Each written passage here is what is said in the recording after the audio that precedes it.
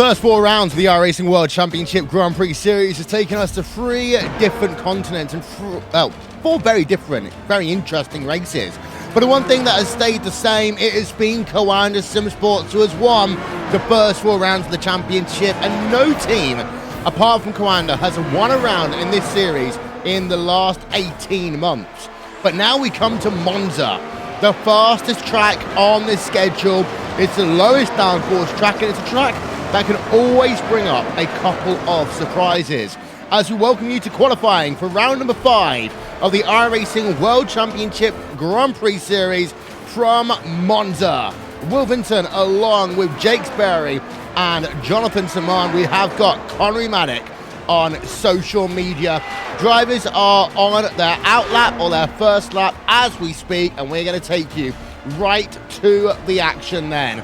As we've got cars on track, having a look at the moment at the Orion race team driver of David Acor on a lap as we speak. We're going to get those times up on the left-hand side of your screen in just one moment time. And there is the driver of Martin Kroenke, heading himself then past the start-finish line. 10 minutes remaining in the qualifying session, and Kroenke does a 1:22.421. Gregor Hutu is just coming onto track right now. Mac Backham, a quarter of a second almost behind Kroenke as we get the early laps in. On board with Peter Berryman, as it sounds as though he is on an out lap right now, Jake.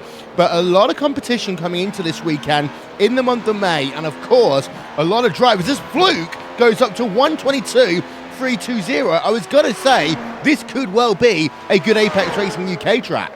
Remember, they got pole position last year from guess who? Number 69, the Berry man who can. He opens out then the Parabolica, looking to get maximum amount of power down on the exit, maximising that run to get the full amount of top speed to make the run to turn number 1. And Peter Berryman wants to go out there, make it 2 pole positions in a row. This is probably the apex track. This is the track which suits their high speed, their low downforce setups, and they really are able to manage and make a craft out of winning races like these and actually having some brilliant results like these. First eSport, Josh Rogers up into P number 4 right now. Berryman was very good then for the first of the 3 chicanes at Monza. Into the second chicane, uses quite a bit of curb there, Johnny, bouncing over the anti-cut curves, but now into Lesmo number 1. This is when you really see if that car can turn, and for Berryman, yeah, it's okay right now. It is, and these corners tighten up the more you travel through them. Touches a bit of the gravel around the outside, so he won't get the best run onto this back straight here. Now he's going to run on towards Ascari under the old banked oval that they used almost 50 years ago. That's in iRacing and able to be simulated, of course. The toughest corner on the track is Ascari, and then run wide here. You're allowed to do that, so you'll see drivers throughout the race today running as wide as they can. They won't receive any penalty. And then one final corner to go. Trail brake, send the front end through here, pick up the throttle as early as possible, and look at the exit wheel. No gravel on the outside, makes it a little bit easier to make a few errors. Yeah, so Berryman 1:22.729, not good enough on the first run. That's only going to be P number 4 for Berryman. Antoine Hegelin on board. He's on an out lap right now, as we can see. Currently in P number 8. Let's turn our attention then over to Hutu. Hutu is on a lap right now, his first flying lap of the day. And we've got to ask the question, Jake, what does Hutu need to do and that Team Redline car to find a way back to the top of the standings? Well, what they need to do is not get involved in incidents, and we've seen how many incidents this year Gregor Hutu has been involved in, and it's more than arguably his last 7-8 years combined. It's been that sort of level of Hutu gets involved every single race with a Coanda driver. He needs to get out of that. To get out of that, he needs to put some space between himself and some other drivers around him as he heads into Ascari. It's beautiful, left, right, left, always trying to apply that power down. Little bit of a wiggle on the exit. Couple takes then as he looks to get himself over the AstroTurf on the right hand side. Run to the Parabolica, and Hutu, I wouldn't say this is a great lap, Will, but this is a good banker. Yeah, it is, as he's just going to work on themselves behind the trees there. We're going to see him then coming back as it's currently Fluke from Kroenke from Backham. Past the start-finish line. Not a great lap there by Hutu, but it'll put him, for the time being, in P number 4. Let's turn our attention over to the Radicals Online team right now. as you've got yourself Mitchell de Jong now up into 4th place as well. And well, Johnny, we talk in one hand about Apex Racing. This is being a good track for them. You can't always say the same about Radicals and Lion on these high-speed, low-drag circuits.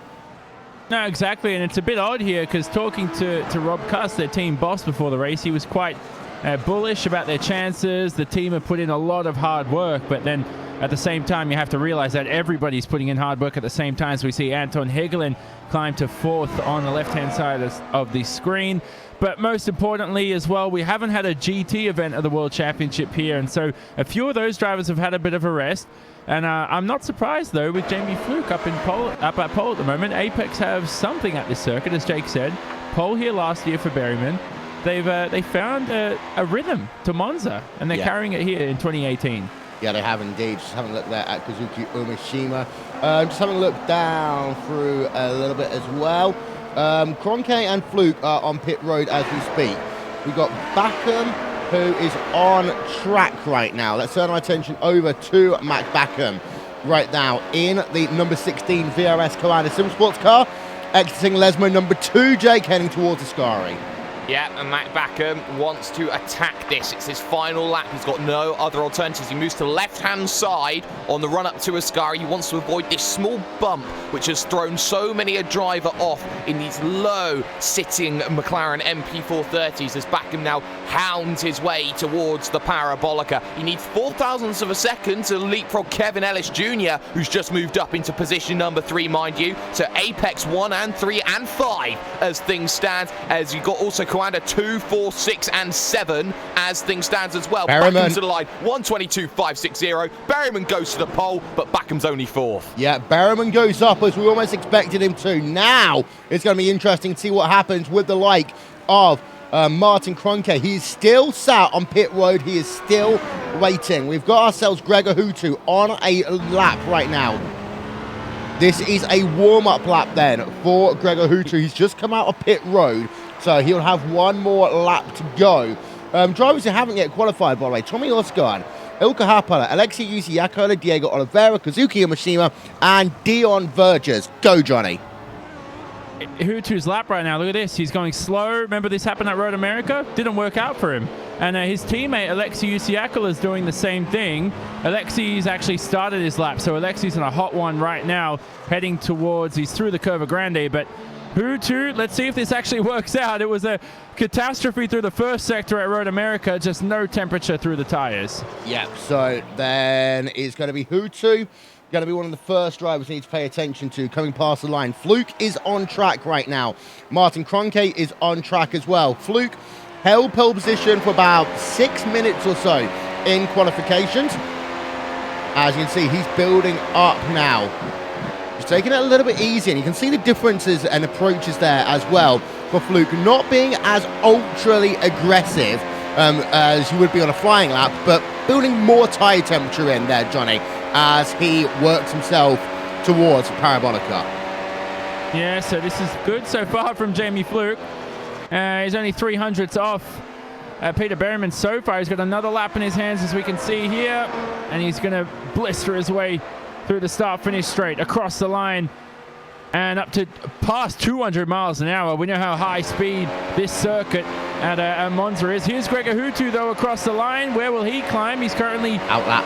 Got a lot of work to do. He's on his outlap, we forgot, wasn't he? So now he climbs up to 215 miles per hour. Spot that brake marker to the left-hand side. It's so important to ride the curbs through the first couple of corners. And we talked about Radicals not necessarily having a good day at this track, and then you just have Daniel Ernst Warrington going up into P number 4. This has been a fantastic topsy-turvy qualifying session. Jamie Fluke will be the first of 3 sets of drivers to come past start-finish line. He works himself right now as De Jong up into 3rd place. Now we can see Fluke on the exit of Lesmo number 2. He's being really aggressive in that JCL Apex Racing UK machine as he works himself now down towards Ascari. Up to 217 miles an hour as he comes into the turning zone then. Little bit of looseness coming into the corner. Settles it down very nicely on the exit. Working himself now towards Curva Parabolica. We have got ourselves just over a minute and 40 seconds remaining in this one as Fluke, final corner, taking a double stab approach then Gergis up into 15th place, but what's it going to be for Jamie Fluke, as he'll be the first to cross the start-finish line, as he will come past? And he doesn't do it. He stays in second place. What, though, about the driver of Gregor Hutu? Because he's coming past the line right now, and he will go up only to P number 10. Now it's back to Martin Kroenke. Kroenke heading himself down towards Parabolica himself.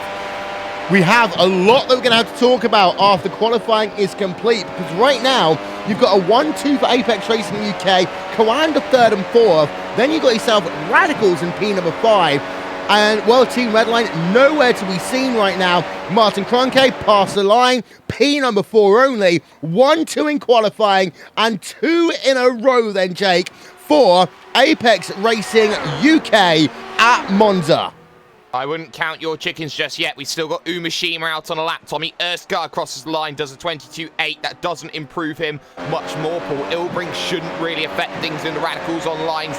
Sideways machine, 23.5 his best. He does another 23.5. Umashima, though, a 22.635. It doesn't affect Pole, but it puts him position 7 on the 4th row. It leapfrogs Gregor Hutu outside of the top 10. And this has been a shocking qualifying for Team Redline. And were we surprised with the traditionally higher downforce that we see from Redline vehicles? Yeah, indeed so. Qualifying is about to expire. I don't think Diego Oliveira will get to the line in time. No, he won't.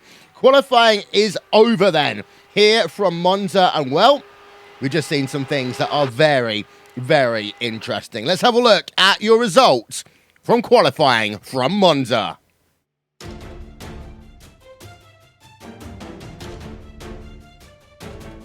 It's Apex Racing 1-2. It's Club UK and Ireland 1-2. Peter Berriman claims pole position from teammate Jamie Fluke by 3/100ths of a second.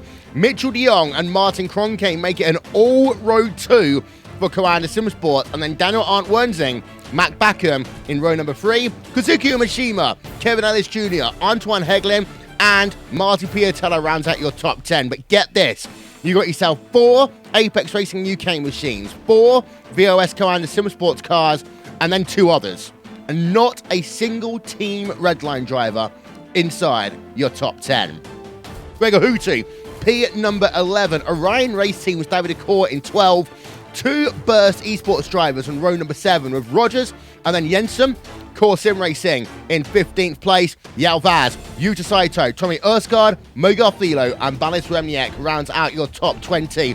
As there is a remainder of the result up on your screen. No time set by Alexei Yusiakola. He will be starting in last place in that number 3 Team Redline car.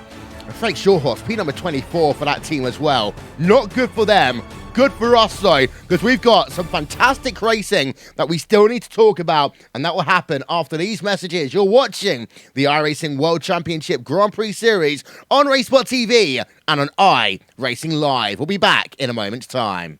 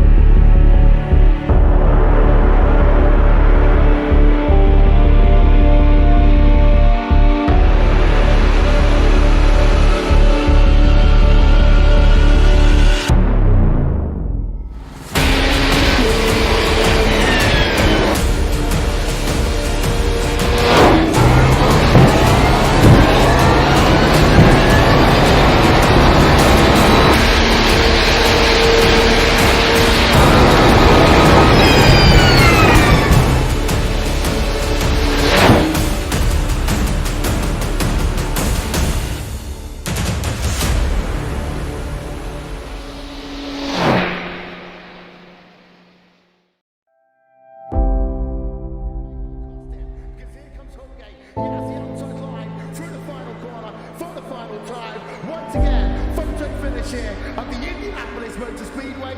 Will it be Tim Hogan? It's going to be Christopher DeMerry at the line.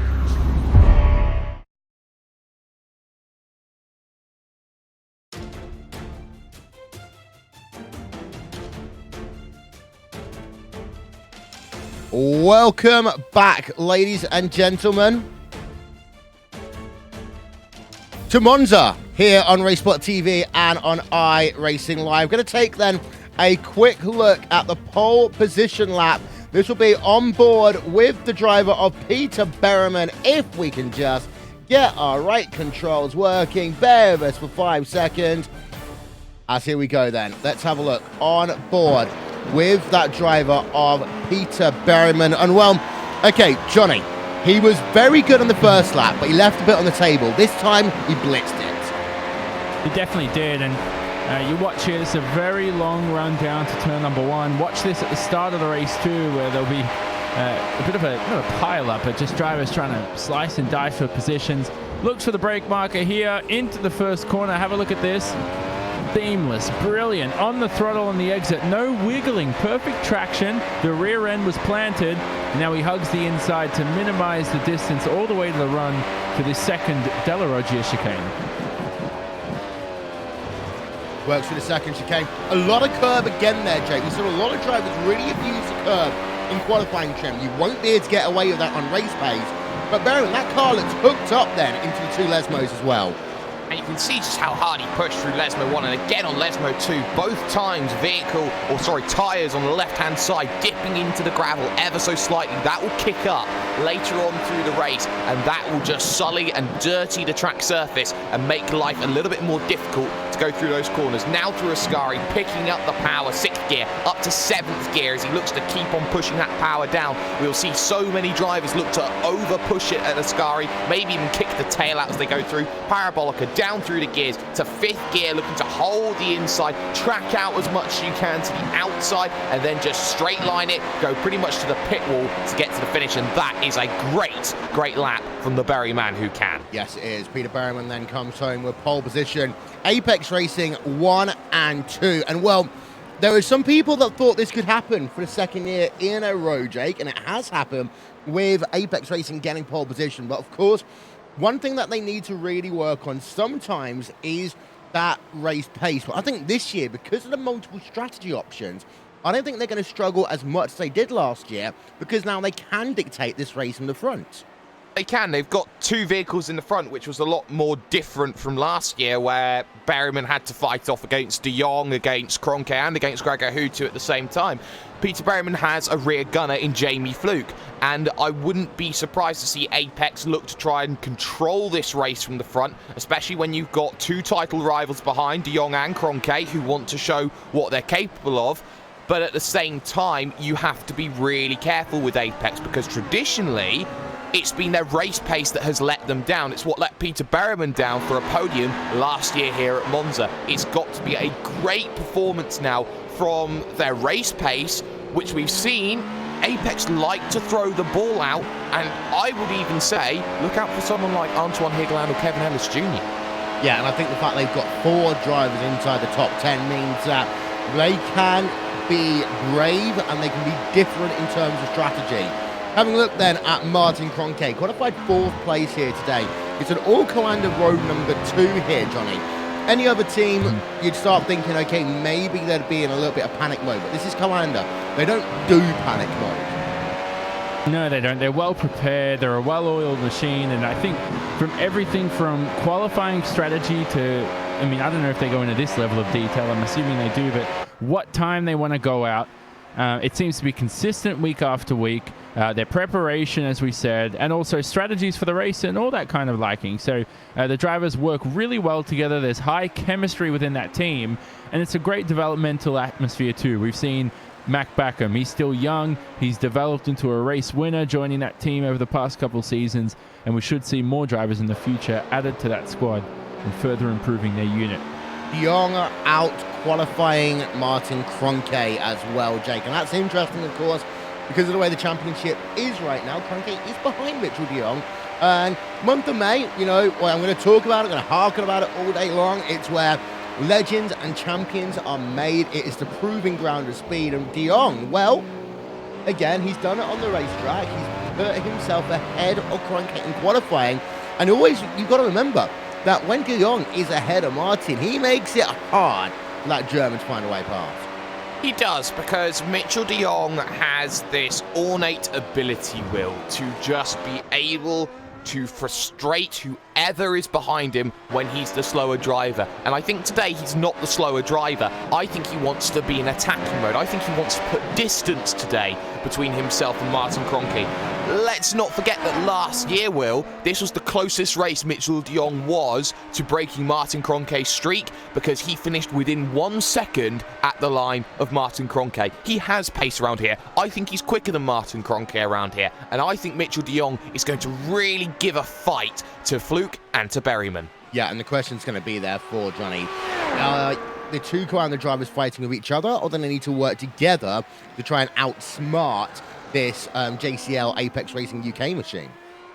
That's a legitimate question this season, because they're not running away with the title. De Jong only leads the championship at the moment by 6 points ahead of Gregor Hutu. Kroenke, we know what happened to him at Montreal with his technical issues, so he still has to fight back, and he's lost that drop round now with that P17 at Montreal. Backham, though, as well. I think Berryman, though, 5th in the championships, are way too far back. He's more than a race behind at the moment. But you're right, Will. Do they have to start working together? And they have to look at, who's there to beat at the moment? 2 Apex drivers on the front row. Do they have something up their sleeves at the moment, the Apex drivers? So it's going to hold those Coanda duo back. Yeah, and let's move back a little bit through this field. And I said earlier on, in some ways, Johnny, that Radicals isn't their strongest track. And then before you know it, you've got yourself Daniel Wenzing in P number 5. You've got Kazuki Yamashima in P number 7. They are only one of 3 teams that have qualified inside the top 10 today. Yeah, so, brilliant effort anyway. And I think we reacted a bit too soon to Radicals and saying, oh, are they struggling and something going on? But Wenzing, he has this occasionally right now. So, I mean, P5, I think that might be his career best qualifying performance, if I'm not mistaken. Umashima, we know he's had pole before, but he's very, very quick. He might be the quickest driver in the team at the moment. So, good to see him consistently up there. So, those guys to be up there in those top 7 positions, it's more about the race pace, though. We can't harp on and overreact too much to this qualifying performance. I think for Radicals, for me to be impressed, they have to get it done in the race. I want to talk about 2 teams. I want to talk about the obvious one second, Jake. First of all, I want to talk about Burst Esports. Because they have got themselves row 7 locked up. But Burst Esports, I did expect one of them maybe to have been in the top 10 here today. Rogers has been good with qualifying so far this season. But do you think that's partially the same reason why you talk about certain teams nailing it here? Other teams just don't have those final thousandths of a second, that final mile an hour in qualifying pace at least. Well, when you look at where Marcus Jensen is, for example, an ex-Apex Racing UK driver, you'd expect him potentially to bring that setup knowledge over to Burst Esports and look to use that here at Monza, and it's just not worked out for them. I think row 7 is a good representation of where they are. I think that when you look at where they are being on row number 7, I think that with the teams that have actually turned up today, I think that's not bad, but I think that they need to go out there and make the race their own, and I think that if they want to go out there and make a statement, they've got to make a move early, and they've got to follow against someone who's experienced, maybe even get behind Hutu and use them as a pick. Let's talk about actually Hutu, P number 11, Johnny. Let's also talk about the rest of that team. Frank Shawhorse down in P number 24, Alexei Yusiaka in P number 29. Oh, God. Team Redline we're talking about. Yeah. Oh God, I couldn't help myself as you were saying that. Just it could be a bit of lack of preparation as well. Alexius Yakla didn't look himself during qualifying, was making a lot of mistakes, or ironically, maybe that was himself. But 3 mistakes in qualifying, didn't quite string the lap together, had a few off track. So we did finish some laps, but they just didn't count. They were cancelled, obviously, for going off, especially at Lesmo 2, I saw in his last run, where he went completely off the racetrack into the gravel. But right now, Hutu's on his own. He's a lone figure, and there are people saying, hey, at the moment, Coanda's number 1. Team Redline's not the number 2 team, and they have a point. right now, Gregor Hutu may have been the number 2 driver coming into this round, but as a team as a whole, I just think their commitment to the series in 2018 hasn't been as we've seen in the past. So we're not seeing Team Redline at their full potential for sure. Yeah, let's have a quick chat with social media expert Connery Maddock before we head ourselves over to race coverage. Connery, a lot of surprises. What we're looking forward to on social media today?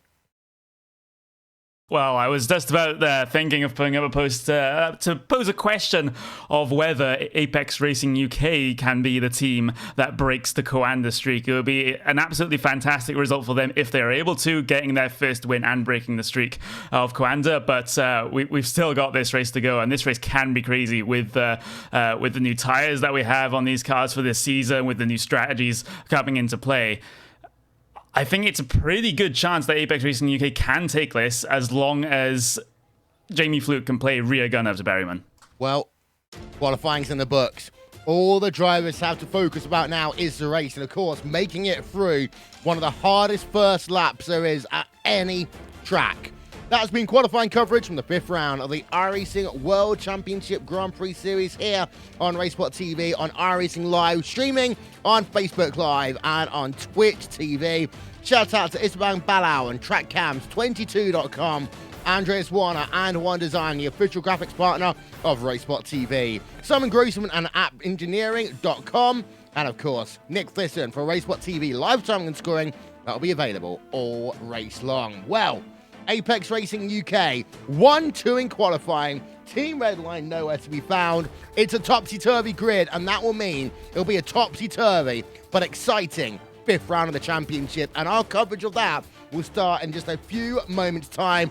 Don't go anywhere. You're watching the premier open wheel World Championship Series in all of sim racing, the iRacing World Championship Grand Prix Series. And we'll be back with more after this.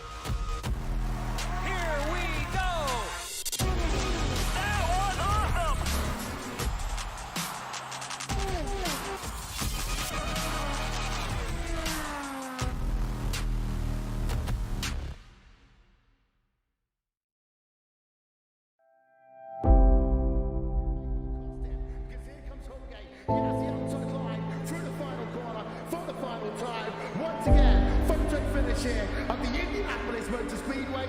Will it be Tim Hogan? It's going to be Christopher DeMerrick at the line.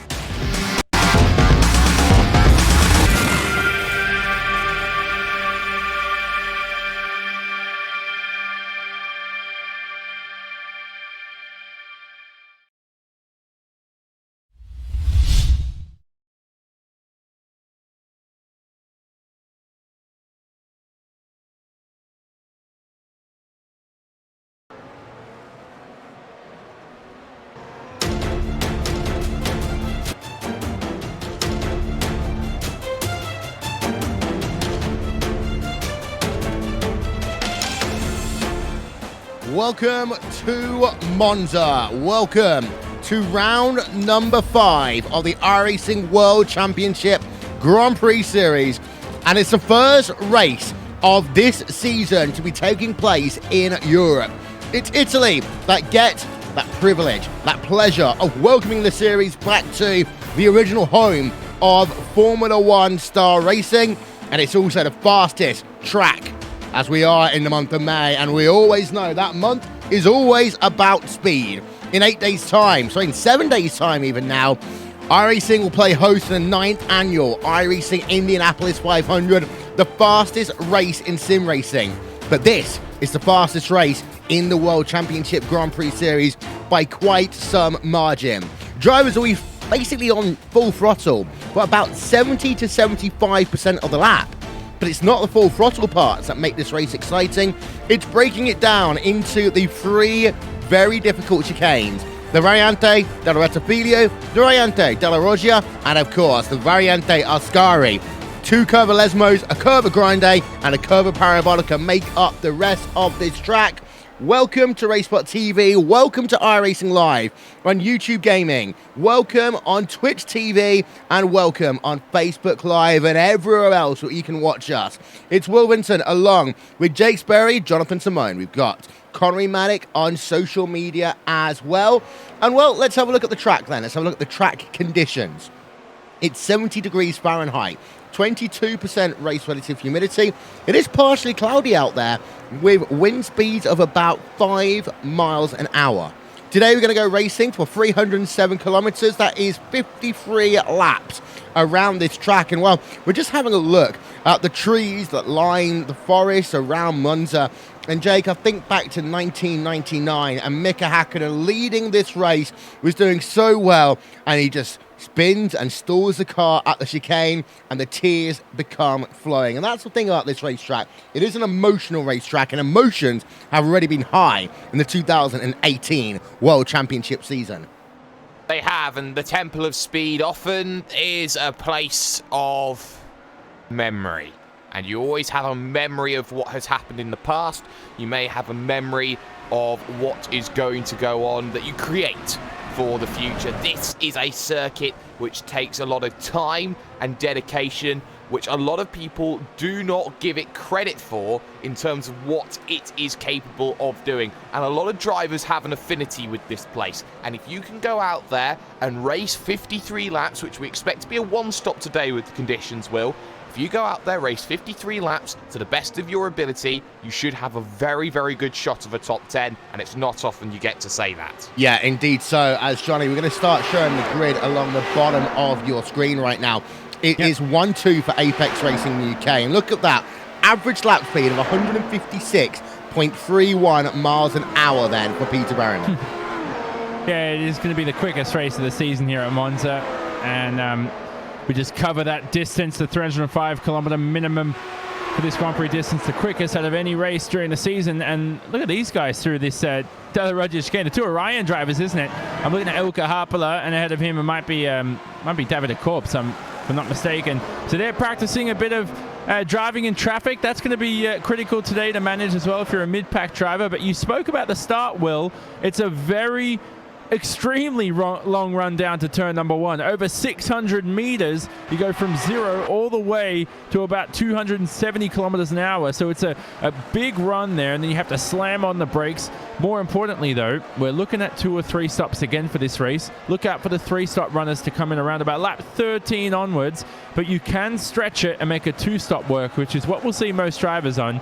And they will pit around lap 17 onwards during this race. Yeah, it'll be very interesting what Apex Racing UK do. They might, in my opinion, try and go off sequence to everyone else. They might decide at least one of those drivers to just try and work this race from the very, very front and just find gaps in the traffic all day long. It's possible to do so here, but you've got to be perfect every single lap. A bit like Schumacher back in 1998 at the Hungaroring. Qualifying lap after qualifying lap after qualifying lap.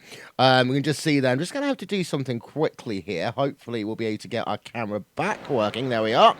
So apologies about that one. But you can see the majority of the grid has cycled through on your screen. We've got ourselves about 10 seconds left of the warm-up until drivers will then get themselves ready for the start of this event. For those of you wondering, by the way, where our Team Redline, P number 11, P number 24, and P number 29 in your field here today. It's not been a good day for Team Redline, as the drivers will now take themselves over to the grid for this, the start of the 5th round of the iRacing World Championship Grand Prix Series. Don't forget, next week, ladies and gentlemen, we've got a double header. We have got ourselves the next round of the VRS GT World Championship. It's a 6-hour-long event, and that'll be here on RaceSport TV and on iRacing Live all afternoon long.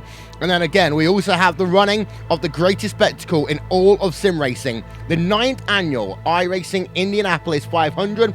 That one too will be here live only on RaceSport TV.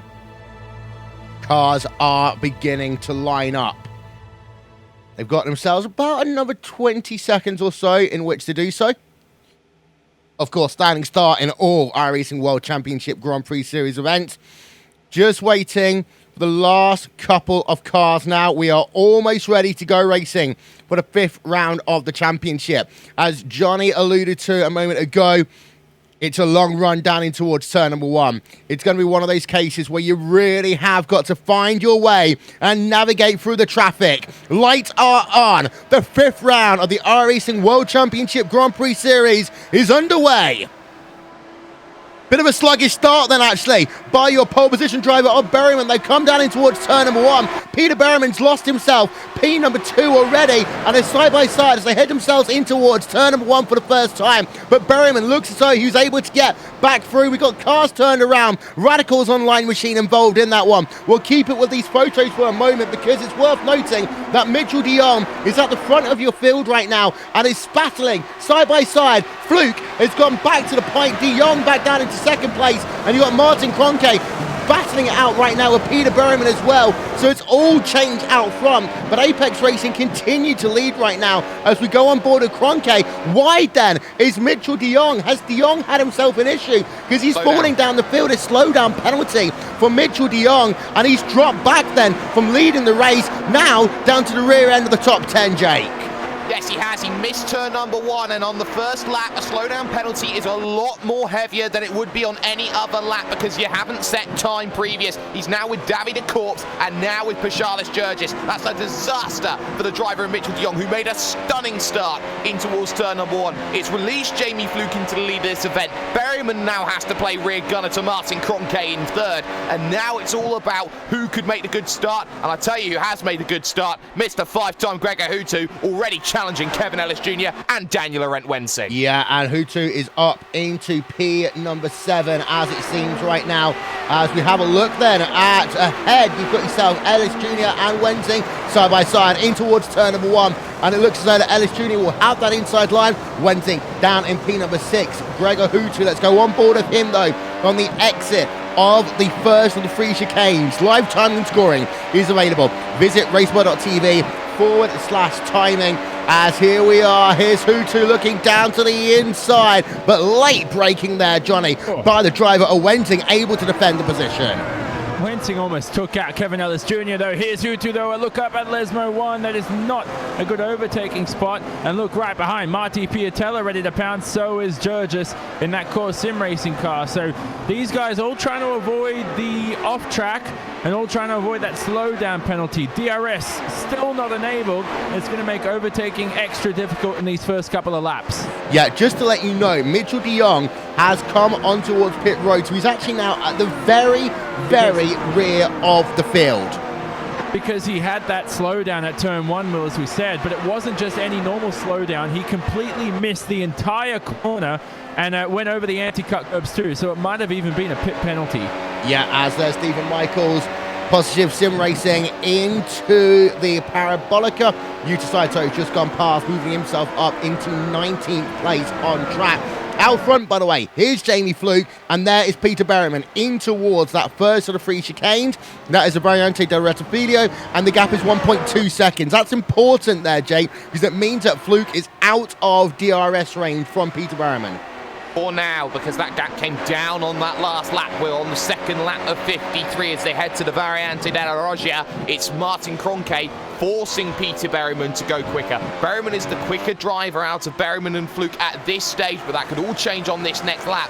I think Berryman knows he's got to run at a pace to stave off Kroenke, because Kroenke is just going to be relentless all race long. That's what we talk about, and now they've got Matt Backham actually sitting, waiting in the wings, position number 4. Remember, he's not out of this championship fight just yet. Yeah, Backham, of course, winning the first of, well, what will hopefully be a number of wins for him in the World Championship Grand Prix Series a couple of rounds ago, joining a number of Coanda sim racing drivers who have done that. But here's Kroenke then, right now, I say on the rear of Peter Berryman, because of how long these straights are, because of how fast they are going, it does look as if the distance is further than what you get at most tracks.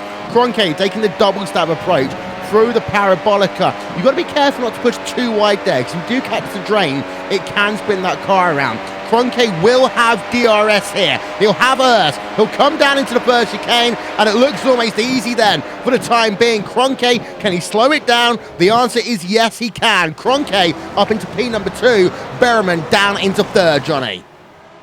Yeah, good move there. So Berryman now falling down quite instantly. So he's got to manage this race quite well at the moment. He's in a Coanda sandwich. He is not going to get past Martin Kroenke anytime soon. But how about Jamie Fluke leading this race, Will? He's certainly got a race win on his clutches, but it's a bit too early to call. Have a look at this with Balazs Remignac. It looks ultra intense heading into the Della Roggia, but he'll form up heading into this very tight left-right chicane. Yeah, ahead, Yao Vaz battling it out with Marcus Jensen. That's for P14 on track as well. Just want to keep an eye out on this battle going on now in P number 10. Josh Rogers up into 10th position.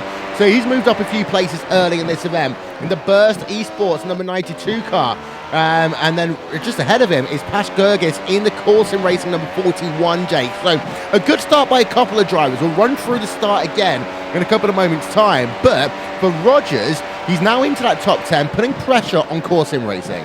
Well, he's got to pressure Gergis, because Gergis has to find the pace to get onto the rear of the Piatella Hutu Wensing train that goes on in front. It's about finding yourself with draft at this circuit. Gergis does not have anything really to go. Here comes 5-time though, down to the inside of Daniel Laurent Wensing, and he says, thank you, Sonny Jim. I'll have that position, and I'll put a bit of butter on the toast as well to go with it. His next challenge, Kevin Ellis Jr., and that is never an easy challenge. Ellis Jr. knows how to fight and how to fight well. Here comes Martin Piatella though. Yeah, here is Piatella as he looks down to the outside as they come into the second chicane, the Variante della Roggia. Piatella can't do anything just yet. Wensing remains ahead for the time being. Now he'll have to stay in line all the way through the 2 Lesmos and probably on the run down to Ascari as well. We have seen some breathtaking moves over the years, not just in the World Championship Series, but also in Grand Prix racing down on this run through the, what is technically 7A, I'll call it. The run down to the Variante Ascari as they come underneath the bridge where the oval goes on top of it, and Piatella will have to wait for just a little bit longer. Kroenke has started to close the gap down to Jamie Fluke. It is now 5/10 of a second. So we're going to turn our attention over to that one, this battle for the race lead. Now, Kroenke was about 3.5 of a second behind Berryman when he was able to use the DRS and use the ERS to get past. This time, he isn't actually able to gain much of anything at all. Maybe he's just saving the urge for one big push when he gets to in about that 2.5-3 of a second window there, Jake. Oh yes, he is, and down the inside, Mac Backham looks at Peter Berryman, but unable to make that one work. Berryman was very forceful on the exit of the Variante de Rettifilo, said, no, you do not get room, because you tried to go for the inside against me. So great battle, and yes, Martin Kroenke was saving Urs on the run to the Rettifilo. He was not close enough. He had no need to attack and use that Urs, because he can use the Urs later on in the lap to try and make something maybe a little bit easier of a move to work. But Backham, he's looking feisty. He's looking aggressive again. I like this Mac Backham as he looks to attack Berryman, and Berryman will happily go toe-to-toe. I think the pair of them are two of the greatest battlers in this series. Yeah, as there is Antoine Hegelin versus David Acor. We just showed the battle, or showed a replay of the pass that was happening there. Out front, though, here is Kroenke. He's got the gap now down to 4/10 of a second. Kroenke into the wall, out of the race. Martin Kroenke. Wow. What a shock then. I can't remember the last time I saw Martin Kroenke have something as dramatic as that happen to him in the iRacing World Championship Grand Prix Series. Replay coming up for you now. We're on board of him at a time. Let's get another look in. Well, John, he was fine for the first 2 flicks of that, and I'm just going to pause it here. He doesn't even cut the anti-cup curve. He just gets on the power too much. Martin Kroenke loops that car around. I cannot believe it. Oh, and look at the avoiding action as well. That was almost as legendary, but he was in no man's land. When you pause it there and he went into that little death spin, there is no chance of saving that. At the speeds he was going there, around about 200 kilometers an hour, that's a corner where it's so easy to get right. So hard to get right, excuse me, the opposite. And I always talked about Ascari. The bump through here makes it difficult, and then the tightness of this left-hander. And he was pushing. You could tell there, Will. That's the most bizarre crash I've ever seen in his career. Wow, and that means that once again, we have got 1 and 2 for Apex Racing UK. Mac Backham is in 3rd, and I have to say right now, Hutu is up into P number 4. So all of a sudden, it looks as though that Coanda looking more vulnerable than they might have done in the last 18 months, Jake. They look freakishly vulnerable. The wheels have fallen off the wagon. It's the first time probably in 3 years I've seen Martin Kroenke actually crash a vehicle. I've never seen him crash in my sim racing career, may even be before that. Battle for second though, Berryman under pressure, and there's going to be nothing left to fight with because he knew that Mac Backham was too close, and Backham down the inside takes position number 2. Coanda's streak's not over yet, Will. Backham's got to now toe the line because we know that Mitchell de Jong has put himself in with a pit stop 50 seconds off the race lead. We know that Martin Kroenke has done the rarest thing in the world and binned the machine. It's now up to Backham to go make things work. Not only is it up to Backham to make things work, he's got to put points on Hutu, who of course may just take the championship lead and should take a big championship lead actually heading to round 6 of the championship if things stay like this. Yeah, I just need to interrupt here. We might need to take a quick break here on RaceSpot TV and on iRacing Live. In fact, no, what we're going to do for the moment, we're just going to show you the start of this event again. So we're going to take you back to the very start of this race, as here we are then. As we go and show you the start, as the cars will head themselves in towards turn number 1, hopefully. As we'll just turn our attention. I want to keep it on this middle part of the pack here to start with, Johnny, because you can just see how they all bunch up. You had yourself a couple of people, actually a lot of the Radical cars were all involved in those incidents at the very start. But now we want to show you what happened with Mitchell de Jong. This is in towards turn number 1. So we need to rewind this one just a tiny bit. But he had a fantastic start, getting himself to the very front, and then all of a sudden, you just can't slow it down for the corner. Yeah, and this is where he had to, he sped through there as well, which might have made I don't know if that made the penalty worse or not, but he certainly had to back off from here, and then the rest of the lap just became worse and worse, had to let the rest of the field through. Can I give you some more bad news, Will? Yeah, we're going to talk about that one in 1 second. We are going to talk about that one in 1 second's time here. Because just want to have one more look to say as those cars come in towards turn number 1. So we're just going to just zoom that one out a tiny bit. And you can see then Radicals, they have one car turn around there. And then a few more, they all bunch up. We often expect that, Jake, in towards turn number 1 on Monza. So just go back then to show you the battle between P1 and 2. Yeah, and you always have that battle at Monza that always looks to try and get itself going. You always see how every single driver wants to just start closing that gap down more and more and more. And the more that you get yourself in that tow, the easier an overtake happens here. It's one of those few circuits you look at and say, okay, DRS is vitally important, more important than ever. And I think that's something that you need to see moving forward. That's what you need to do. Get yourself within a second, then get yourself within half a second, and then go make the move. Berryman's not away, though, from Matt Backham and needs to stay within 1 second to get pulled along. Yeah, we've had 3 technical issues for drivers. Ilka Harpala, Marty Piatella, and Gregor Hutu all having technical issues at the same time. We're not going to speculate too much about that, but Gregor Hutu, of course, he was looking as though he was going to take a commanding lead in the World Championship Grand Prix Series after what has been a bad day for both the drivers of of course, Martin Kroenke, but also Mitchell de Jong. I just want to show you the championship graphic heading into this one, Johnny. And it would have been Gregor Houtu pulling away, I would have said, by about 20 points or so, and he would have leapfrogged de Jong, but now it's all status quo as it stands in the championship. Yeah, you're right. Let's put this race into perspective right now. There's a potential for Mac Backham to walk away, well, sprint away with the championship lead at the moment, if things keep going his way for the rest of this event. More importantly, though, we could see a brand new race winner in the World Championship. This is one of those races where it's wide open. The first 10 laps have been bizarre. We haven't even hit the first pit stop phase. And we could have Jamie Fluke, Peter Berryman, maybe even Kevin Ellis Jr. or Josh Rogers winning their first race. What about Pash Jurgis in 6th? They're all close together here near the front. Yeah, so there is Peter Berryman currently running in 3rd place. Let's go back, though, and have a look at this battle that we talked about earlier on, Jake. Pash Jurgis in the Corsin racing car, Tommy Ørsgaard in VRS Carolina Simsport and the number 1 machine. Tommy Ørsgaard right now about 6 times per second behind Pash Jurgis in the number 41 car. He has now been passed by Josh Rogers as Rogers moves up into P5.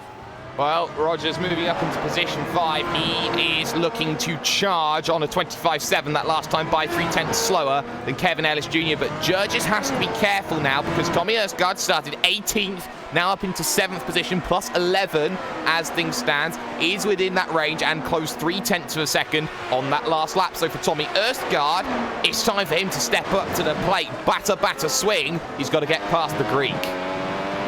Jamie Fluke right now has had Matt Backham get within that 1 second window. And, well, one thing you talked about earlier on, Johnny, was the fact that if you are going to be bold and do the free stopper, pit road, that window opens at lap number 13. So we're 2 laps away from that.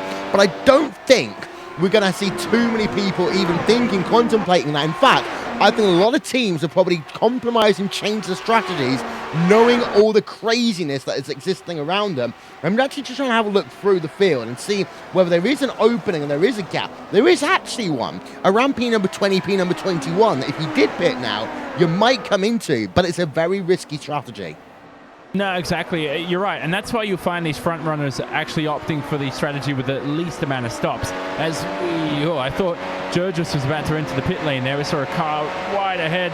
It's Jurgis, you can see. It's a small little dot ahead of Higgelen here. Higgelen's closing in on Wensing and should be able to make a move into turn number 1, and that is a simple one. Wensing was in no man's land, but you bring that up, Will, and more importantly, Monza, it's not that strenuous on tyres. If anything, the rear tyres take the biggest hit because of all the traction zones, and there aren't really any high-speed left or right-handers. Yeah, 2 Radicals drivers going at it that were in the wars early on. Kazuki Omishima qualified well, Jake, but has fallen down the field to P number 20 after being turned around into the first chicane, the Variante di Rettifilo.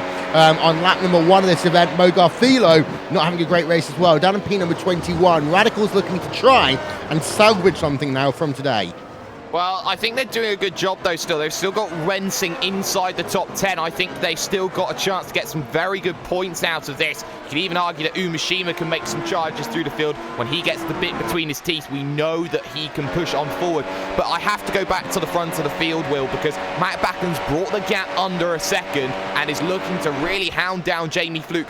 Also note the track conditions today. 32 degrees. It is average. It is pretty much ideal conditions to race in today, Will. I expect it to be a one-stop race because of the cold conditions. The tyre wear will not be as large. It won't be as we go on board with Ørsgaard once again. He's got the ERS, but no. He's had DRS, but he didn't have the ERS running there full pelt. It's the number 1 machine remaining in P number 7 for the time being. Jurgis holding on to that 6th place. Let's have a look at the lap gaps then between P number 1 and P number 2, and you'll notice that it's all green for Matt Backham. He's closed now a total of about half a second over the last 3 laps here. So Johnny, Backham is closing, but when you know the fact that you've had one of what I like to characterize as the calmest, smoothest drivers in the World Championship Series make an unforced error down at the Variante Ascari, someone's going to be saying to Matt Backham, bring that car home.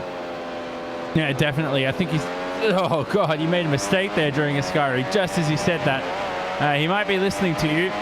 might have just made him a little bit nervous there. He might even lose DRS here. Depends where he is at the detection point in comparison to Jamie Fluke. But looking at the lap times at the moment, they're a second off their early laps in this stint. Yeah, I wouldn't be surprised, Will, if someone decides to one-stop this race at the moment. It's possible. You only have to make it to about lap 22, and you'll be fine to one-stop the race. You're into two-stop window territory almost already. Let's not forget, you generally can make that second and third run on a two-stopper last longer because you haven't got that 100 kilos of fuel in that car, which weighs that car down. It is literally like having an overweight person like me sat in the car, basically going around the entire race. As Gergis then has now lost that position to Tommy Erskard. Let's see if we can get a replay of that one in towards turn number 1. Here it is then on the exit of Curva Parabolica, and it is basically exactly what we expected it to be. You can see that Gergis has been losing quite a bit of time over Erskard, but Erskard just goes down to the inside. Easy as that. Move him up now into 6th position. So really, today we're talking about, and I've got to be careful what I say here, Jake. We are talking about almost the second level drivers within Coanda, Matt Bacchio, Tommy Erskard, who really are having now to try and right the ship of what had otherwise been a disastrous first 10 laps of this motor race. There's a leak in the boat, and the hole is about the size of the Grand Canyon. I'll tell you that much right now. So a lot of work for Coanda to do, but it's not a race that's over. Remember, Will, we're only starting now lap 15 of 53. There's a lot of time left in this event for moves to be made, for positions to be gained, and for drivers to make some great progress. Orion have made great progress, for example. Yao Vaz is inside the top 10 with a second there or thereabouts to a massive train, which is being spearheaded right now by all people. Well, he's in. Brake show towards plus 12, but it's a 2-stop time for Yao Vaz. Yeah, so the Orion race team car then of Yao Vaz coming on to pit road.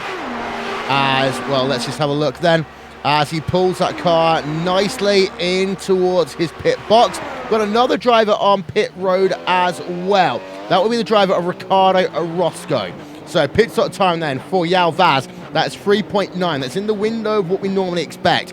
And there is Ricardo Orozco in the University Isabella 1 positive sim racing car. Again, 3.9 seconds as well, as he's going to make that journey out of pit road. Pit road here, just to let you know, you've got to hold it all the way down that long front straightaway until the white line ends, which is about there. Otherwise, you will get yourself a penalty. And it can get pretty scary, actually, Johnny, when you've got cars doing about 150, 160 miles an hour more than you as you exit pit road, just blasting past. Yeah.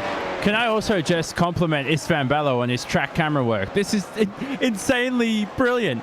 This might be his best track and his best work here. Everything's positioned perfectly. We get the best action, the best camera shots, and I love his work, Istvan Bello. He does all the work behind the scenes for us. Yeah, as we just see, David Acor versus Marcus Jensen. This is a battle going on outside your top 10, as David Acor does just get that car a little bit tight on corner exit, but he's battling out as Peter Berryman is on pit road then. So hold it all for a moment. Peter Berryman is on pit road.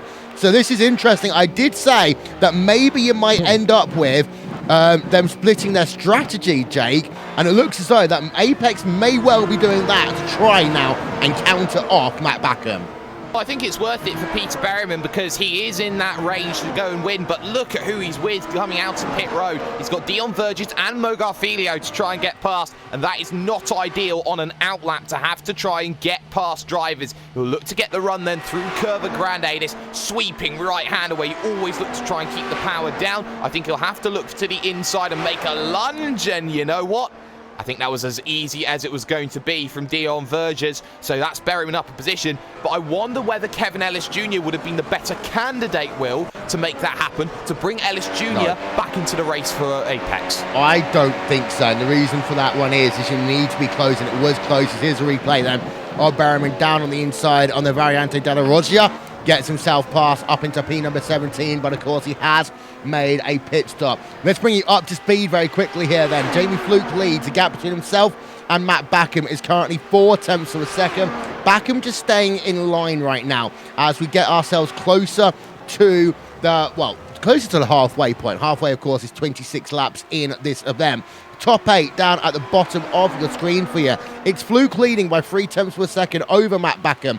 Kevin Ellis Jr. is in third, but he is 4.7 seconds back, which is why the strategy might not have worked as well had you put Ellis Jr. in, because it wouldn't have allowed Backham to react, wouldn't have forced Coanda into reacting as much. Josh Rogers currently in P number 4, Tommy Erskard in 5th, Pas Gergis in 6th, Antoine Hegelin in 7th, Daniel Arndt Wernsing in P number 8. And you saw the reason why my voice went up a couple of octaves there, Johnny, because Matt Backham is now, again, a Coanda driver, really overdriving a car behind an Apex Racing UK machine. He's had a few of those moments. He had one through here, we saw earlier as well, through Ascari. I hate this corner. You never get it right. You're never satisfied through the exit of it. But he's got a real good chance here to make an overtake on Jamie Fluke, and he's in the perfect track position. Do the opposite to Jamie Fluke. If he pits, continue. If he doesn't, you have an option to enter your pit box. Let's have a look here through the exit. Continue, Mac, and he does. Brilliant strategy. So Matt Backham then goes to the top of the scoring pylon as here comes Jamie Fluke on towards pit road. So he goes a couple of laps longer, Jake, but I thought they would have done a 1 versus 2 stop then. So Apex are still being conservative to an extent as Ellis Jr. is on pit road, Antoine Hegelin on pit road. So it looks as though more than anything, it was Berryman who just came in a bit early. I think so, but Jamie Fluke comes in at a very interesting point, Will. He comes in at a time where if he really is bold, he really is brave, he could change it to a 1-stop if he feels that's the quicker way. Through, though, goes Peter Berryman. He leapfrogs Jamie Fluke. So now I wonder another question, Will. I wonder if they wanted Berryman in front because they feel he's the quicker driver. Or, I'm not sure. I'm honestly not sure about this one. Because the way the strategy is, you've almost got to guarantee here, Jake, that Berryman will have to 2-stop here. So yeah, he might go ahead, but he needs to be ahead on track because otherwise it's complete wasted strategy between the two of them. I agree with you there, Will, and I think that Peter Berryman is now needing to put in the fire lap times that we know he can. Question now becomes for Matt Backham, does he convert to a 2 or does he stay to the 1? Because if he stays to the 1 stop, he's now in this one for a very, very long time on the old tyres. What you see if he goes to the 2 stop, he will have to be behind both Apex vehicles and look to charge again. Backham stays out. I think he's committing to a 1 stop. Yeah, as there is Marcus Jensen versus Michael Partington right now. Burst Esports going at it against Radicals online. This is a nice new rivalry that's developing in the World Championship Grand Prix Series between Radicals and Burst Esports. Yeah, definitely is. And as we see Marcus Jensen now under attack on Michael, he's using the draft just a little bit well here. DRS open, that's going to make things a lot easier. And look behind, no one really to hamper his energy there. One of the Orion Racing cars not in the way. Brilliant pass from the young Marcus Jensen, who switched from Apex Racing UK to Burst Esport earlier on this year. But now here is the driver of Michael Partington, the rookie. He's got a shot here to fight back. He's trying to impress on the big screens. Yep, but he can't do so. Has to remain then down in P7 for the time being. Let's run you through a couple of things then. First of all, your retirees from this event. Alexi Usiaco, the Team Redline. Martin Cronke for Coanda Simsports. Diego Oliveira, that number 6 machine for Evolution Racing Team, out early on here today. We've also then got ourselves Martin Piatella and Gregor Hutu. Each had technical difficulties at around the same time. Ilka Hapala had some technical issues as well, but he has been able to get going, albeit 2 laps down in this event as it stands. Battle going on between David Court and Michael Partington. So Partington now under pressure from the Orion Race Team driver of David Court, and this is for P number 7 on track, Jake. Yeah, and that battle for position number 7 is going to be a crucial one because Jensen's trying to break away from Partington and David Corpse is starting to come back into this battle, which is not going to be ideal for the situation. DRS then activates as they head down this front stretch towards Rettifilio, and De Corpse, he'll have a chance to look to the inside of Partington, a Partington who crashed out here in the Rota Pro, but too deep, too big, too bold from David Corpse. He'll straight line and he'll serve a slowdown. Yeah, and we apologise to all that was affected by the incident there. Those 2 cones did absolutely nothing wrong. So David Acor gets that slowdown penalty. And I think that David Williams is not close enough to take advantage. No, he's not. Williams currently running in 9th place, and that number 27, Coanda Simmersports Magine. So drivers who are pitted here today: Peter Berryman, Jamie Fluke, Kevin Ellis Jr., all 3 Apex Racing UK machines, along with the 4th being Antoine Hegelin. You've got Yao Vaz from the Orion Race Team, Frank Shawhorse for Team Redline. Then you've got yourself Stephen Michaels, Mitchell Guillaume, Ricardo Orozco, Banis Remniak, Yuta Saito, Kazuki Mishima, Paul Ilbrinkberger, Fila Ilka Hapala. So we are on a split strategy, but you made a very interesting point a moment ago, Johnny, off there from us, that he's losing quite a bit of time right now, is Matt Backham, to these 2 Apex Racing UK drivers. He can pit at any point now and really want to stop it to the end. No, exactly. Can I just interrupt quickly? Berryman, I think, has crashed, actually.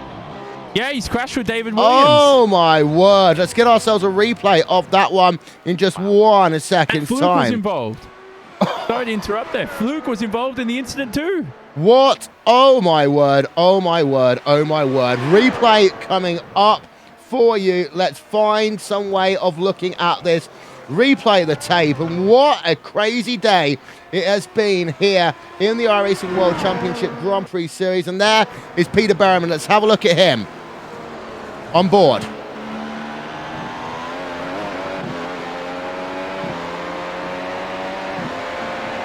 I tell you what, they're going to be livid.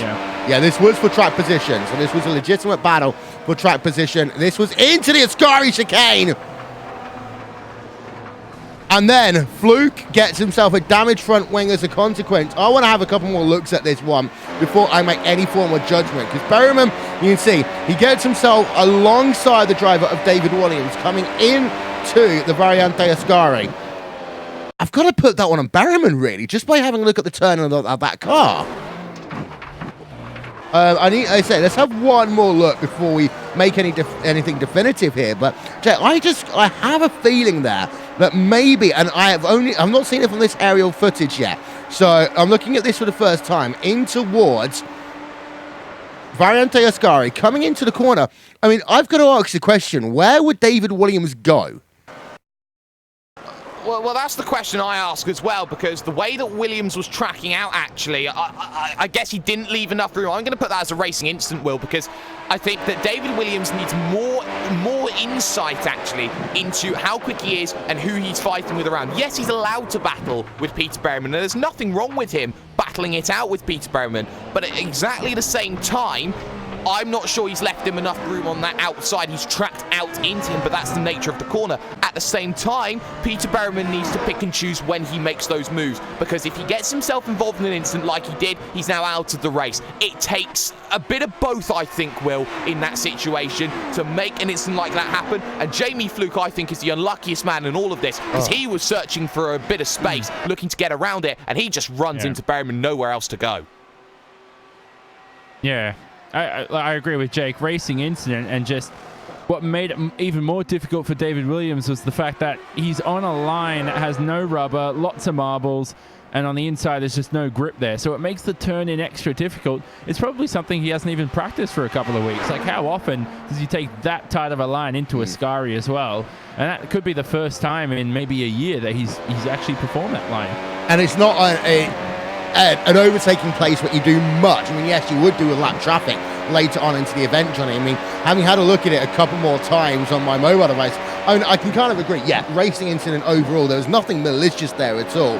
I mean, of course, the story writers would love to say that, you know, Coanda might have just helped themselves get another victory in the series, but it wasn't malicious. You can clearly tell that.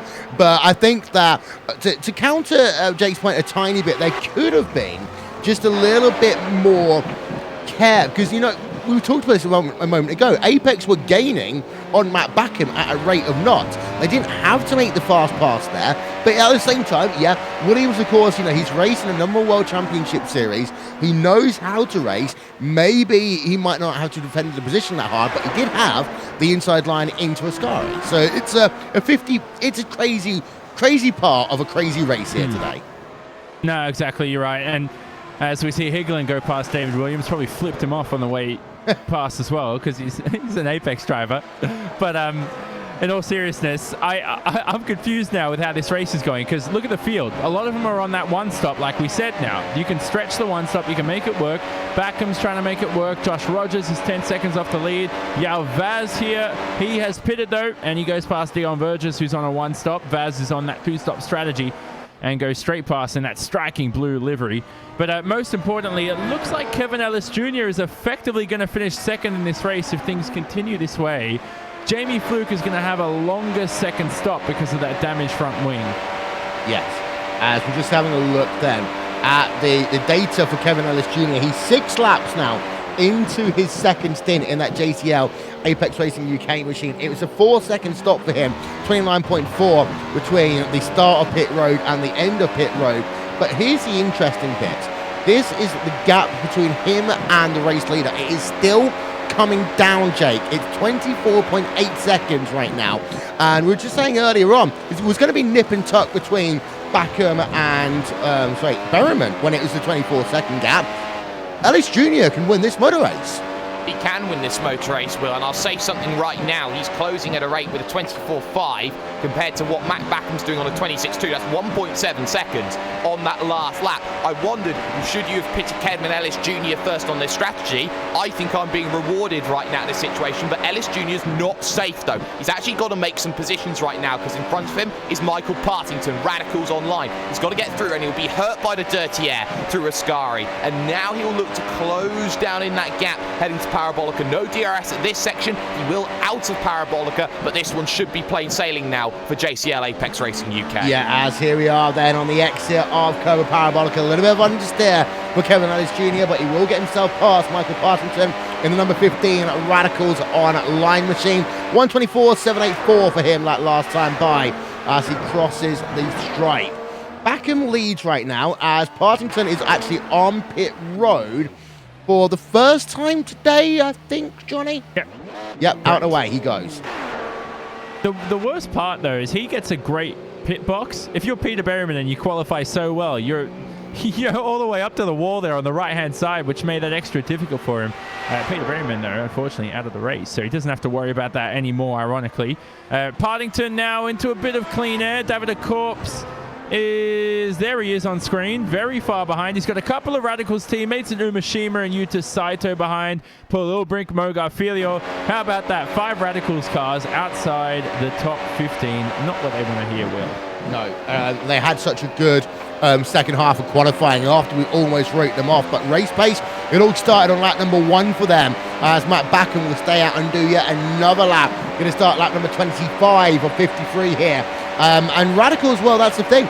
They had themselves a decent qualifying, but Jake, once you're in that mid-pack, you know, there's something like joke at Monza. You're better off starting where Freight Shorehorse was, down in P number 24, than you are starting between about P number 12 and P number 20.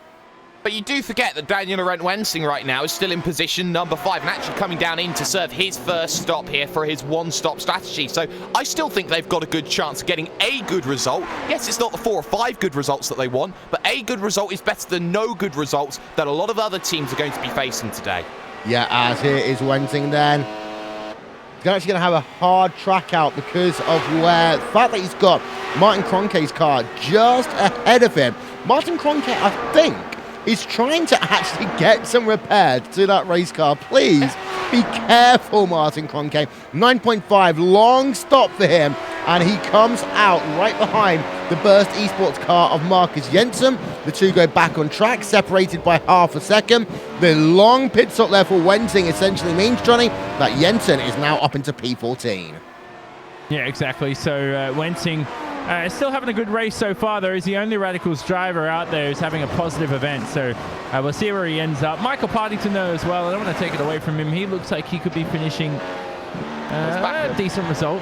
Mac Backham, though, here he is into the pit lane finally for that one stop. Yeah, as you just saw, a 3.8-second pit stop for Josh Rogers a lap ago. So now this is going to be where things get very interesting.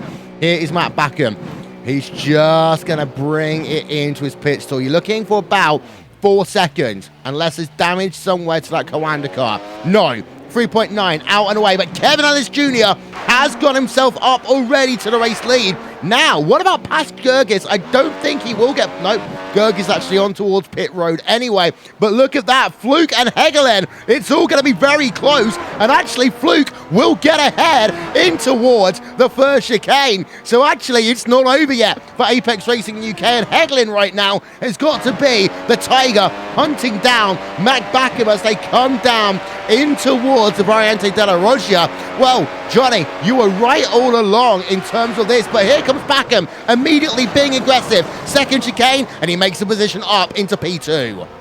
Yeah, brilliant. Look at Anton Hegelen. Oh, he has a poor exit, though, out of Della Roggia, and he's going to have to form up into the Lesmos right now as we look at the replay on screen. This is Mac Backham making a very simple move there on the driver of Jamie Fluke, who has front wing damage, don't forget. Boxes him in around the outside, and Backham takes the racing line. So simple move there, fundamental, and no mistakes. Doesn't break and miss the apex of the corner. None of that. Takes an ideal line and gets the job done. That's what you see out of a driver who is a potential world champion. Yeah, and what we also saw there is Jamie Fluke falling behind Antoine Hegelen. That one actually makes a lot of sense here, Jake, because Jamie Fluke's car is damaged. It has got that front wing damage. And if you want to keep the ability for Apex Racing UK to potentially win this motor race, then you've got to have the drivers with the least damage to start with, and also your fast drivers out front charging. It's no point having Fluke then. Actually, Fluke's on towards pit road for his second pit stop. He's going to basically now just cover his losses and try and go to the end. Yeah, it's a good strategy right now for Jamie Fluke. Yes, the tyres are going to go away, but he'll push at the same rate that Mac Backham is, and he'll just hope that those tyres will work himself to the end. He's going to drop a lot of positions because it's the longer stop. They have to change the front nose on that machine. Down off the jacks, off and away he goes. Through has gone Kazuki Umishima. Next up going through will be Paul Ilbrink trying to make some positions. He'll get himself through. There goes Saito. There goes Mogar Filio down the inside of Yuta Saito with a bit of guns ablaze. They go through. Now he's got to try the gauntlet here, get past the Radicals boys. Yep, and of course we know that over the years there's been so much fantastic racing between JC and Apex Racing UK and the Radicals online car sponsored by Six Sideways, as we're on board with Jamie Fluke. Also, I just noticed in the corner of my eye, Johnny, guess who's back into the top 10? It's the one and only Mitchell de Jong.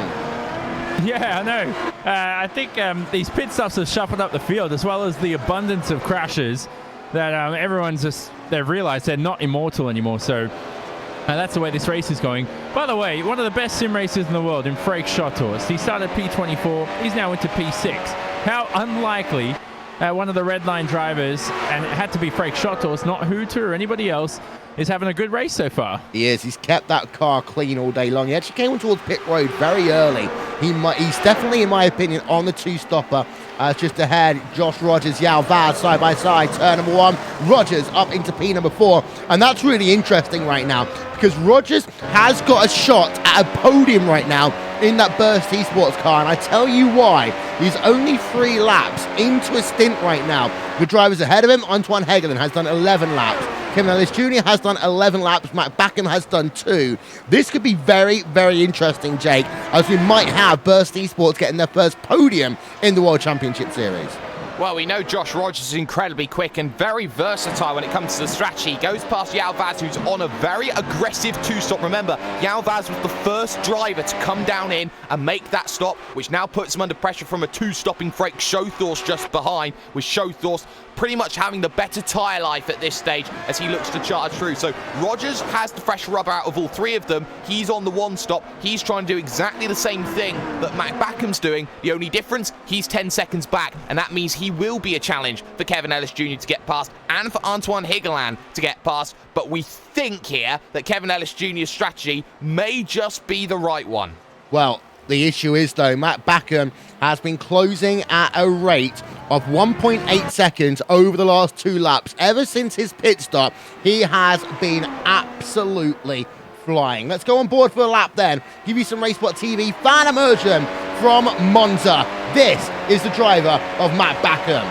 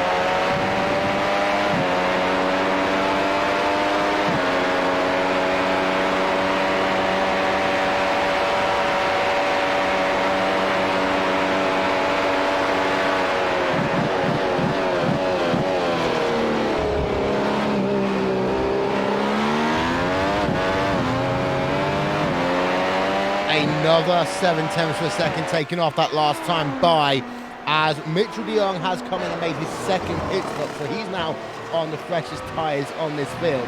Let's try and work out some of the strategy then for you, but we'll do that in a second. Because first we're going to show you the people who's moved up and down in your field here today, and it has been a topsy-turvy one. Look at that. Ellis Jr. up 7 places, back him up 4, Antoine Hegelin up 6, Rogers up 9, up 19 for Frank Shawhorse, 10 for Yao Vaz, Stephen Michaels up 18 positions here today. It is worth noting that some of these drivers, though, are on what we think are 2-stop strategies. Of those, you could put Kevin Ellis Jr., Antoine Hegelin, Frank Shawhorse, Yao Vaz, Stephen Michaels, and Ricardo Orozco maybe on that list, Jake.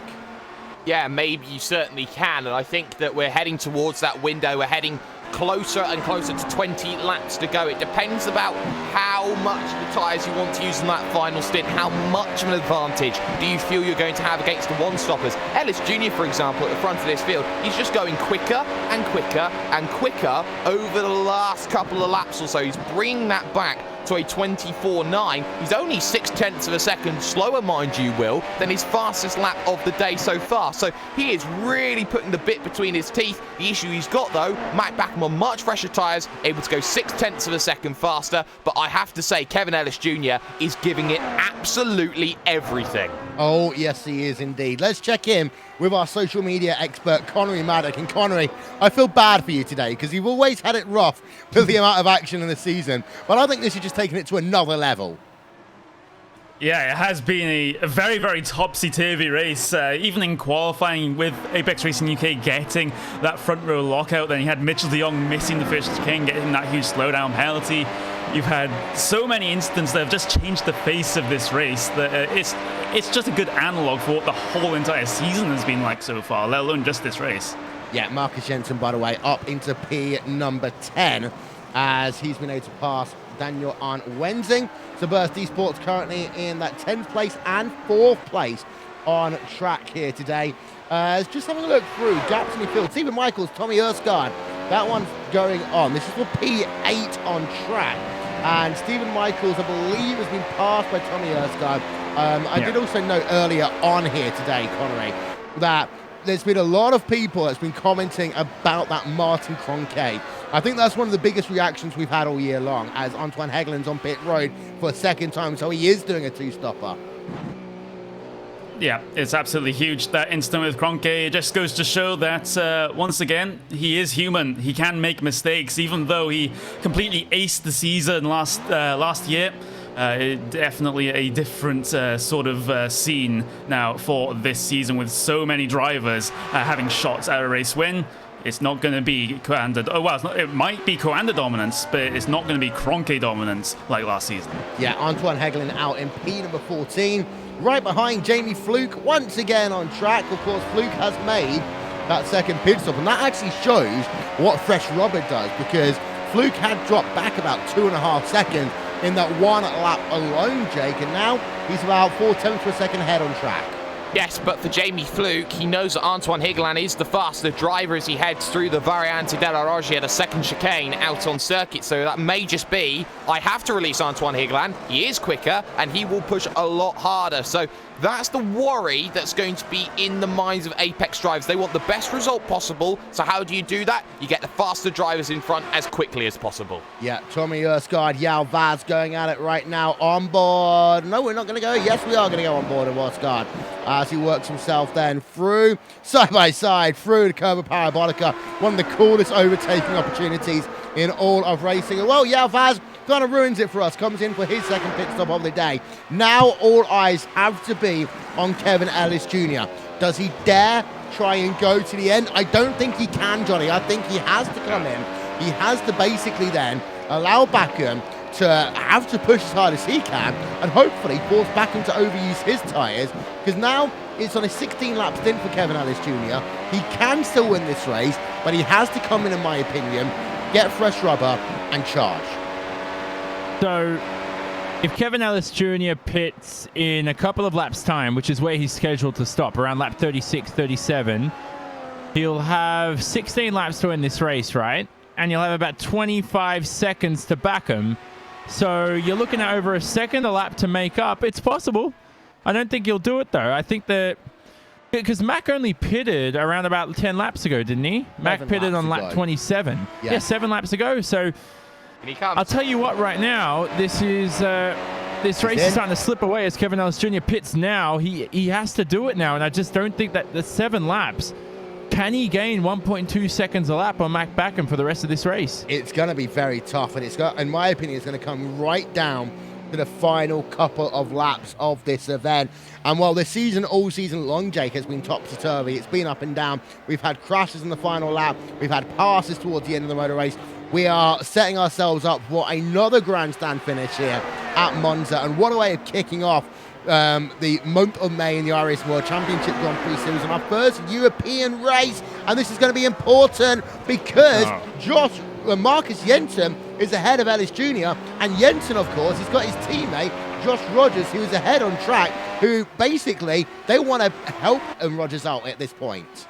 Yeah, I think they do. And now Kevin Ellis Jr., he didn't get the gap right when he came down onto the lane. He maybe should have stayed out one more lap, maybe had himself that clear space to go and really attack this one over the De La Roggia chicanes, the anti-cut curves, really aggressively right now. His next opportunity to overtake will be into Ascari. We know what happened the last time into Ascari when Apex drivers tried to go side by side. It didn't work out in their favor. So now with DRS in tow, Jensen moves across though. Teammates, no hard feelings, he said when he left the team, and he lets him go. That's very gracious of Marcus Jensen, and actually good sportsmanship. Yeah, for Jensen, I would actually say though, John, he could have been a bit more challenging, knowing the fact that Rogers right now is looking for a podium finish.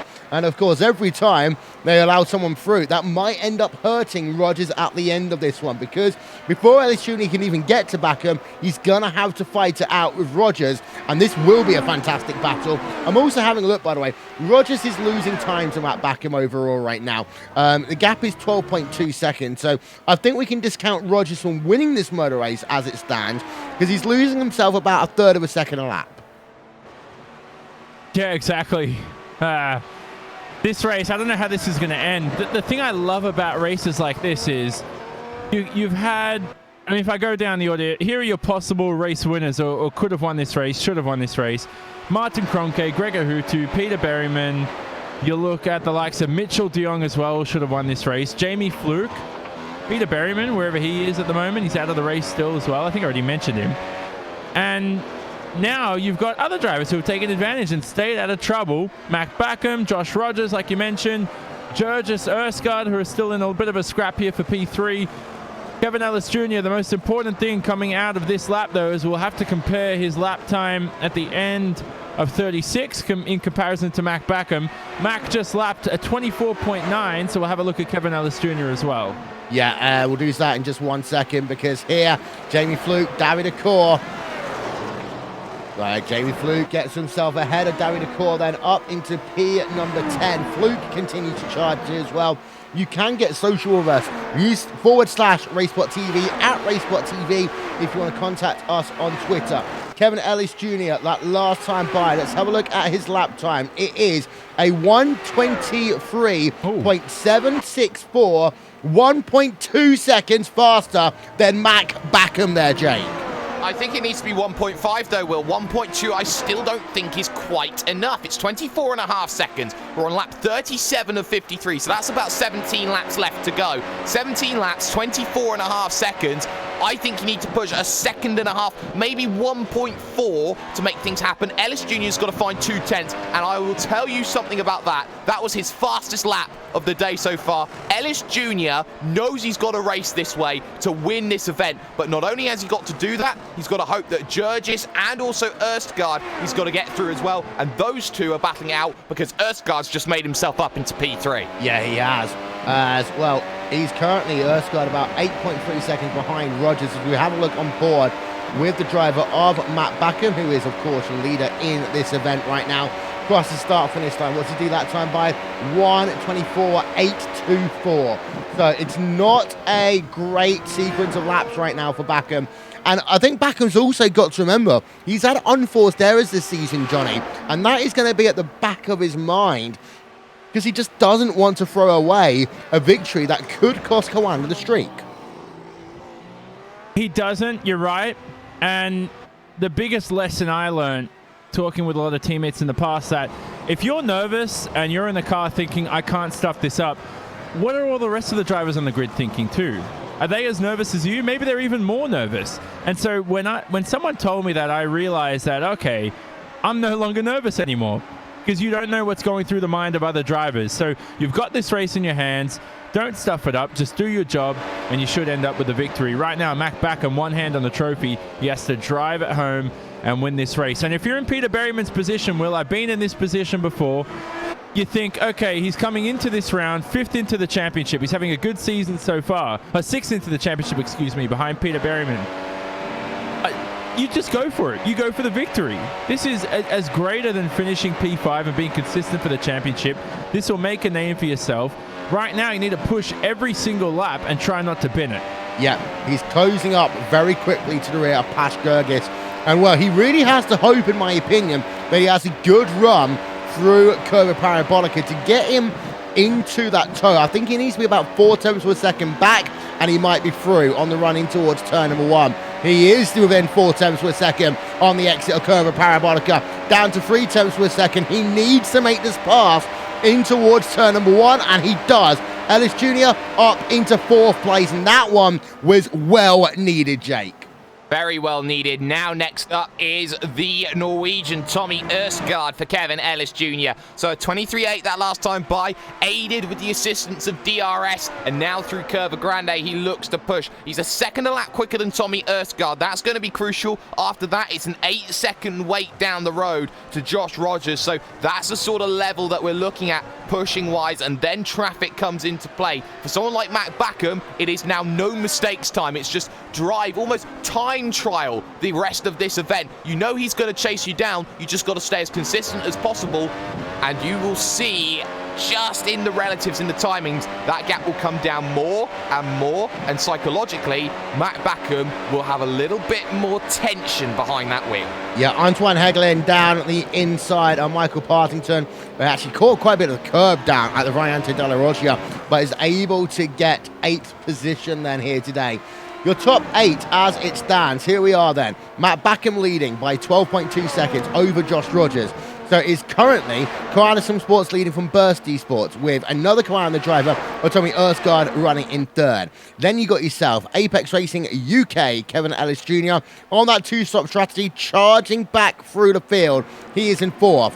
Pash Gergis for Core Sim Racing running in 5th. Then it's Radicals Online in P number 6. Marcus Jensen and Burst Esports in 7th place, and Antoine Hegelin in P number 8. Live timing and scoring remains available throughout the rest of this race.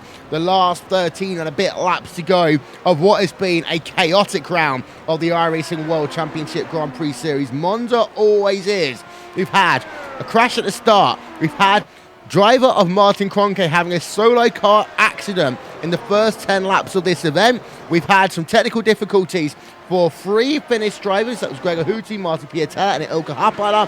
We've had drivers on different strategies. We've had drivers really pushing it to the extreme. And here's Ellis Jr. actually. He's closed down already to within half a second of Tommy Erskard. Same situation again now, Johnny. He's got to get it done before turn number 1. Yeah, exactly. And he's might be a little bit too close to the Parabolica, but don't push into the Parabolica, as we said. He's got the tire, he's got the grip. Ease it through this corner. Look for the exit. He's a bit too close on the inside here. It's very easy to lose grip there. And he's already passed Tommy Erskard. And he's also going to have DRS. He crosses the zone. There we go. There's the bollard. Flicks on DRS. He's going to scream away. Erskard tries to go for the draft, but smartly so. Kevin Ellis Jr. breaks the toe. Right now, Josh Rogers is on for a career best result. Kevin Ellis Jr. 2, Erskard, Jurgis, Wensing, all on for career best results from P2 to P6. Yeah, but we do have to say, with 13 laps to go, the gap is still 19.5 seconds on track. And that is going to be a miracle drive for Apex Racing UK to get their first win in the iRacing World Championship Grand Prix Series. By the way, if you like Monza and you like race cars, visit racesport.tv/shop where you can get yourself your very own Monza race car t-shirt. Of course, it was right here at this track here, the Gathering of Tweakers Endurance Series, when we coined that phrase just a couple of years ago. Marcus Jensen versus Daniel Arndt Wensing. Battle for P6 on track. Burst eSport, they're having a mediocre day, Jake. It's turned around into a fantastic day for Burst eSports. Well, we said they both started on row 7, and this is the race which can make or break drivers, and I think that this is making Burst eSport a team that can really kick it at the highest level. Wensing still with enough of a gap at this stage to probably stave off the challenge. It was 0.6 of a second when they last crossed the line. In fact, Wensing has made his way through already in this stint on Marcus Jensen, so that gap I expect to stay around 0.6. It was a 25.3 that last time from Marcus Jensen, 25.1 from Daniel Arndt Wensing. Yes, just having a look down through the rest of the field. Greg Shawhorse, we talked about him earlier on. Of course, he's another driver on this two-stop strategy, Johnny. He is 40 seconds behind your overall race leader. But this is a driver who started P number 24, trying to get himself back into the top 10 right now. He's about 7/10 of a second behind David Williams. He can just about do it, but it would require, I think, Partington to fall down behind Fluke and then fall back down further, because I don't think that Fluke himself is going to lose P10. Yeah, and if I'm not mistaken, actually, Frank Schottos is the second quickest driver out on the racetrack behind Kevin Ellis Jr. So right now, he's got a lot of drivers to pick off, and he's got a great chance at it. He's got David Williams up ahead, as you mentioned. He's just got to get a good run out of here. Lesmo 2. There's a small dip on the apex of that corner, and he gets extremely wobbly there through the exit. Flicks on DRS, though, through here. Don't make the move into Ascari. It's going to be ultra tight. And as we also know, De Jong and David Corpse as well, right behind, are in a bit of a scrap here too. Yeah, and Mitchell De Jong, of course, after falling down, after overshooting the chicane, he went from hero to zero on lap number 1 of this event. But here is Mitchell De Jong then versus David Corpse. The twos race themselves each other so many times.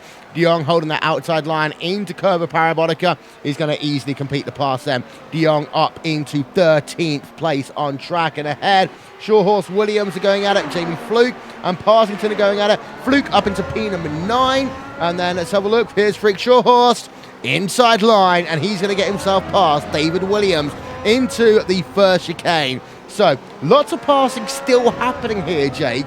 Partington now down into P number 10. Shawhorse is going to want that 10th position before too long.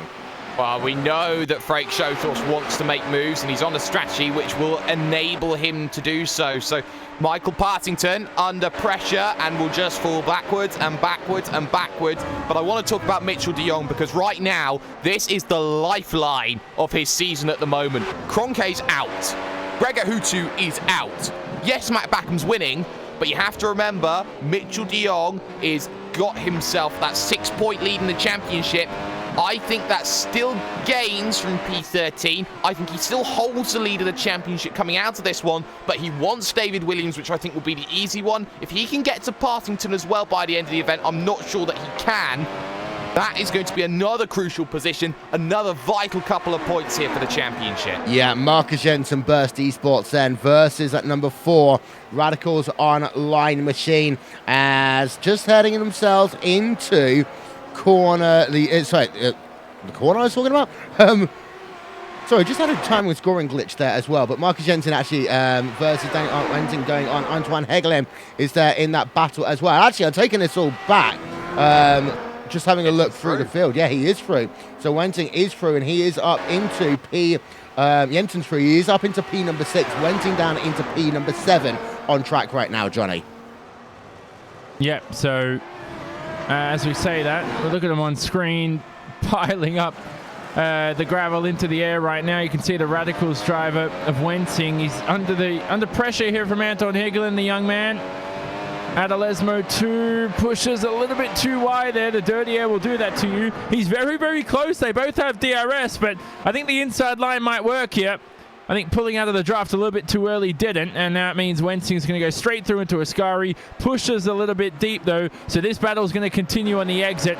Hegelen, ideal line through that whole sequence of corners. The inside line will work at the Parabolica. Just send it deep here, and you should get the move done.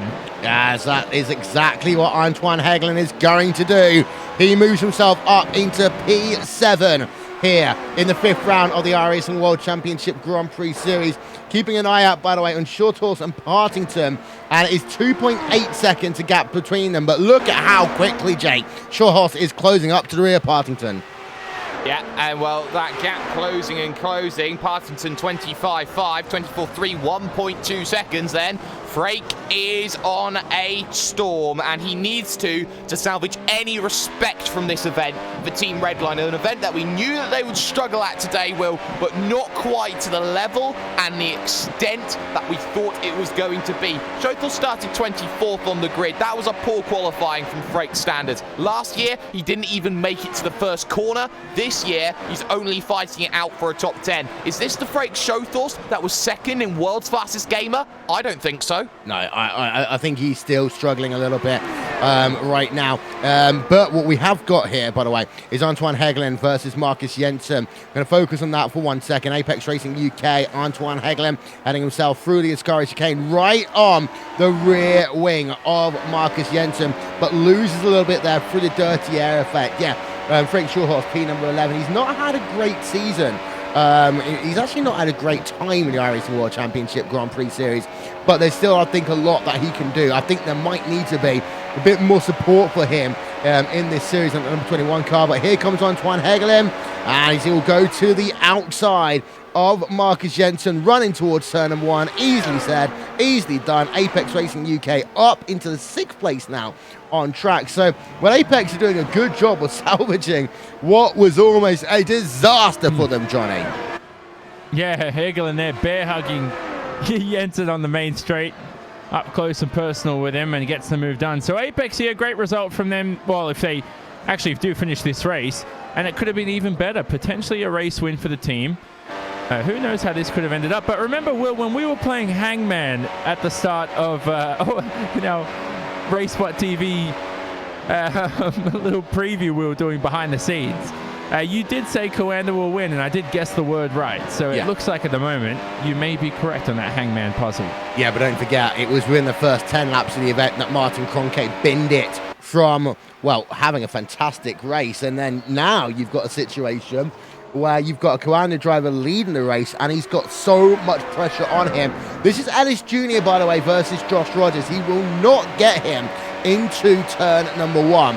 That last time by, he gained 1.1 seconds over Josh Rogers, but he did only gain 1.1 also over Mac Backen. Ellis Jr. now needs to be aggressive, and he cannot get caught up in this dirty air for too long. We're going to go on board of him for a few moments, give you some RaceSpot TV fan immersion battle for P number 2.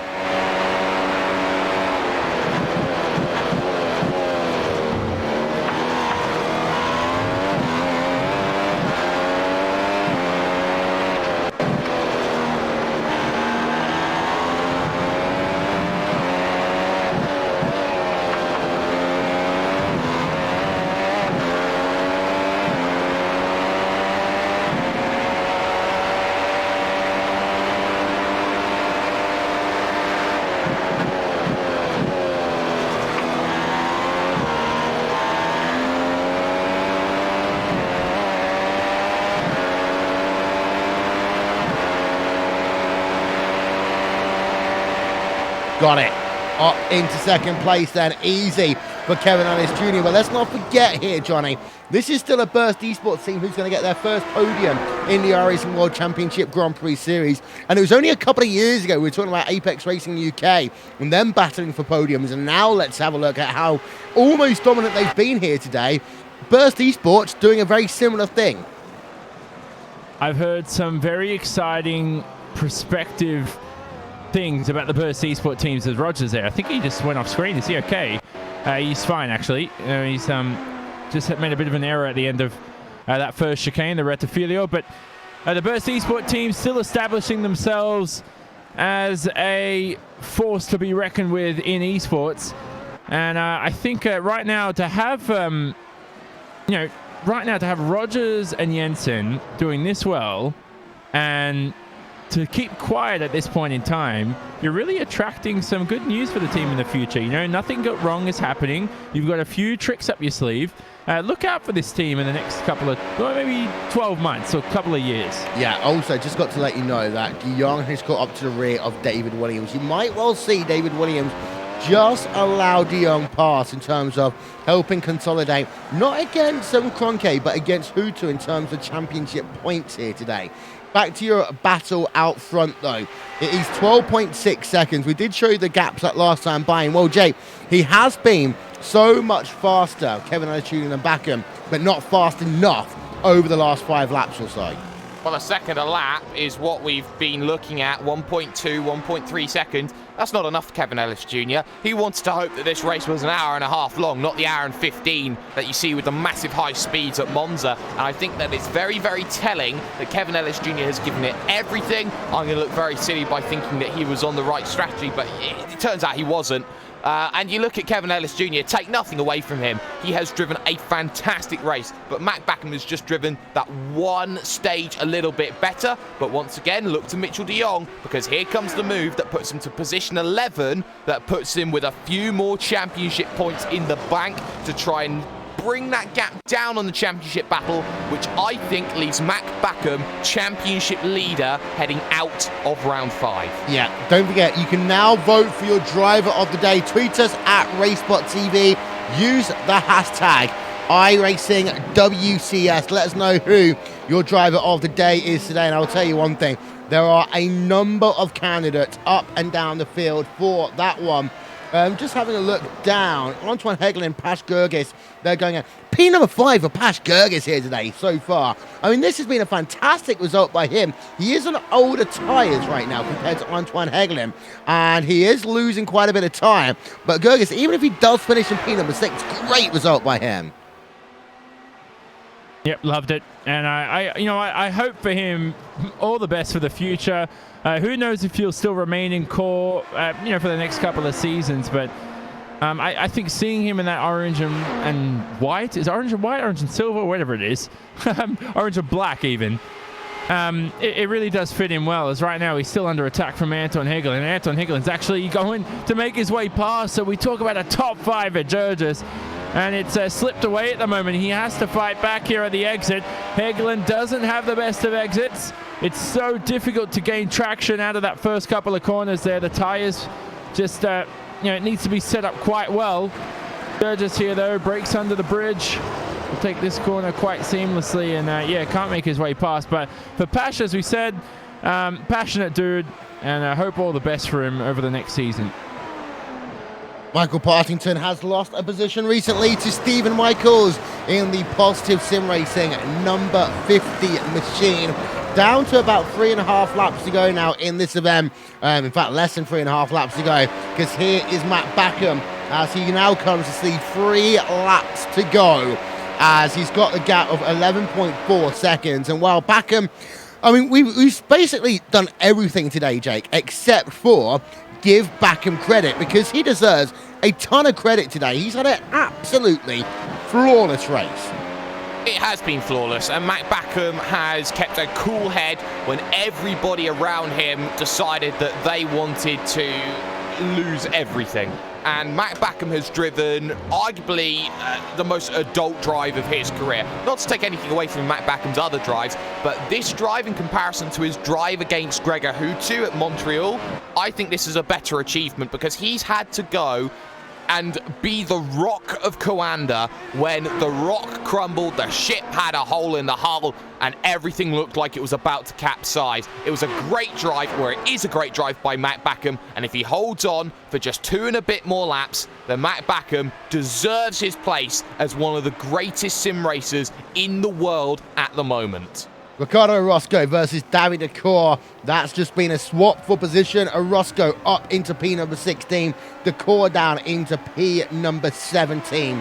Retirees, those of you who are joining us right at the end, please go back and watch on demand on YouTube Gaming. Yuta Saito, Balas Remniak, Peter Berryman, Gregor Hutu, Martin Piatella, Martin Kroenke, Diego Oliveira, and Alexei Yusiakola. We'll talk about the reasons behind some of those retirees on our post-race coverage, which will come up immediately after this event here, as Fluke versus Daniel Arndt Wensing. This one could still change in the next 2 laps here, Johnny. Yeah, so it's going to get tight, as we said. And you just have to monitor these gaps towards the end here. Drivers tend to fall asleep. Some drivers get a bit of adrenaline pumping in these final laps. But as we said, it all counts. These are extra championship points. And with the new point system this season, it becomes an extra incentive for drivers to fight for these extra points towards the end. Yeah, but here comes Mac Backham. He's got a lap and a half now left to go in this event.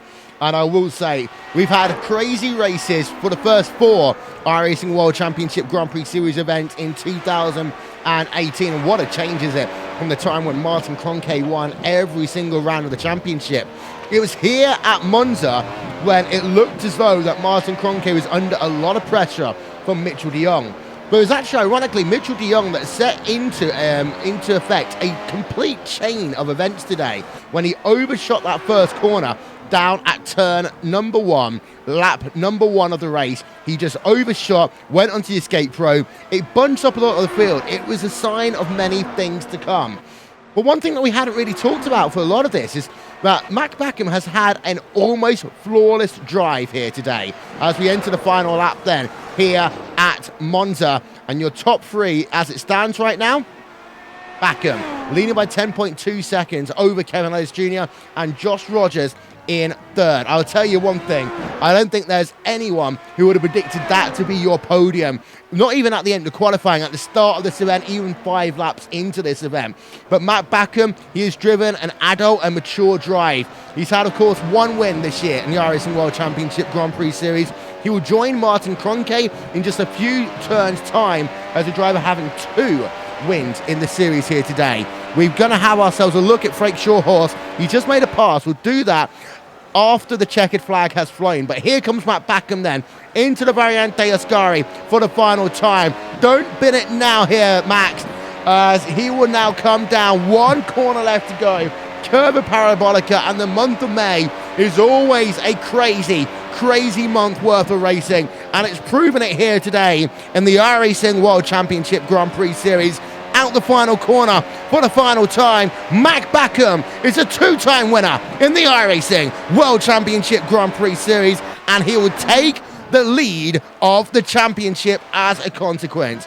Kevin Ellis Jr., well, it was Apex potentially winning here today at one point. Their cars got involved in the wars. Ellis Jr. steps up and claims a much-needed podium for Apex Racing UK. And Josh Rogers scores Burst eSports' first podium in the World Championship Grand Prix Series. Let's go back a little bit and try and show you what happened with Frank Shawhorse a moment ago, if possible.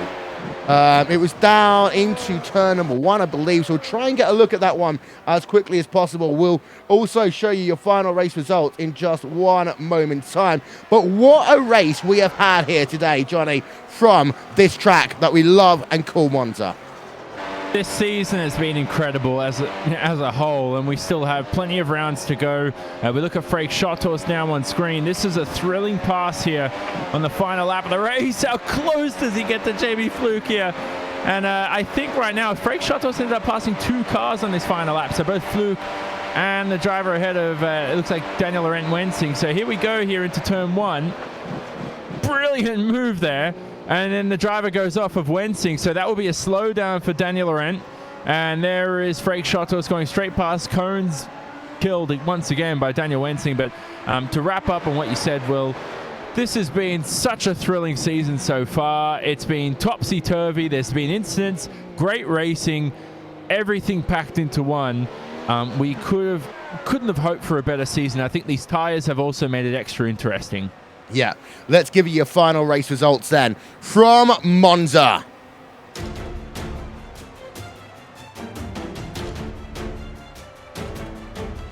Mac Backham scores victory and continues the Coanda streak, but it was not without a huge fight from Apex Racing UK today. Kevin Ellis Jr. comes home second place on a two-stop strategy by 11.1 seconds behind, and Joshua Rogers rounds out your podium for Burst eSport. Tommy Erskard, one of his best finishes in the World Championship Grand Prix Series, 4th place for him today. Same can be said for Pascal Gergis, 5th place and number 41 core sim racing machine. Marcus Jensen, P number 6, Frank Shawhorse getting 2 places on the last lap of the motor race and move himself up into P7. Jamie Fluke had a shot at winning this event here today, but was involved in an incident with his teammate and David Williams. Fluke comes home, P number 8 as a consequence. Daniel Wensing then, P number 9. We saw him losing those 2 spots on the final lap of the event. And Mitchell de Jong, after overshooting the first corner, having to come in towards pit road early and adapting to a 2-stop strategy, he comes home in P number 10. Outside your top 10, David Williams involved in that crash down at the Variante Ascari, but he was able to carry on going. He comes home in 11th. Yavaz, good result by him, 12th place for the Orion race team, with Stephen Michaels in the University Isabella 1 positive sim racing machine in 13th place. Michael Partington, he's been in battles all day long. He comes home 14th, with the other positive sim racing machine, Ricardo Orozco, in P number 15. 2 Orion race team cars, 2 Radicals cars, and an Apex Racing UK machine round out your top 20 here today. And we cycle on back, you'll notice that it's more of the same. Radicals online, first driver 1 lap down, Paul Ilbrink, Ilka Hapala 3 laps down, and there are your retirees. It's a big retiree list here today. Yuta Saito from Radicals Online, Baris Remniak from Vortex Sim Racing, Peter Berryman when he was in a battle for what would have been the race lead, involved in a crash with David Williams down at the Ascari chicane. He has to retire his car and he's out. Gregor Hutu, Martin Piatella both had technical difficulties at the same time. P26 and 27. Diego Oliveira, 28th. Martin Cronke crashed all by himself. 29th place for him. And then Alexei Usiakoda, the first driver out, the last driver on the timing and scoring sheets. He comes home in P number 30. We're going to step aside for a few moments, post-race coverage after this.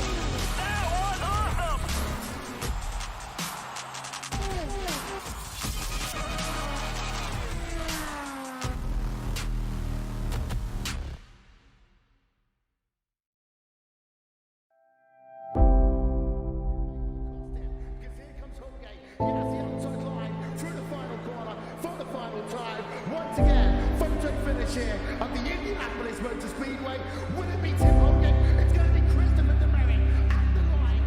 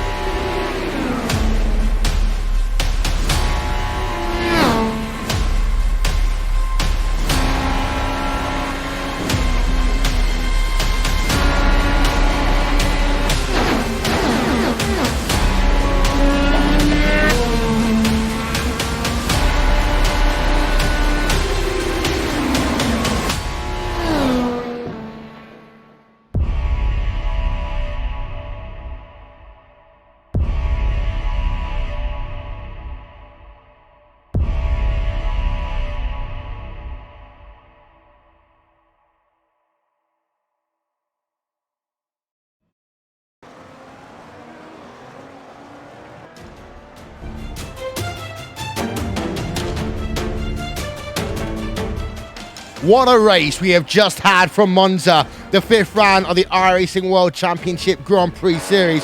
Got one more thing we want to show you before we really kick off. our post-race coverage. We're having a look now on board of Antoine Hegelen. This is him on the exit of the Scari chicane. He gets very loose actually on the exit of the Scari, but that's actually not what we want to focus on.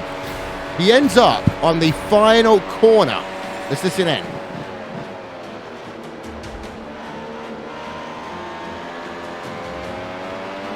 I'm not even sure we got the right thing there, so we're just going to come back to something in a moment's time. But let's actually talk about this race for a moment. And let's, what a start to this season we have had, Jake. I mean, yes, Coanda's won every single race, but it's not been a simple case of Coanda winning every single race. There's been so much fun racing, so much drama, so much controversy here this season. And it's turning out to be one of those landmark seasons in the World Championship Grand Prix Series. As many people have always mentioned 2011, this, I think, is going to be up there with 2011 in terms of its intensity. Oh, this has been absolutely crazy of a race. Nobody could predict that not just Martin Kroenke goes out to the event, which nobody will ever predict, but Martin Kroenke and Gregor Hootu out to the event at the same time, and Mitchell de Jong has issues.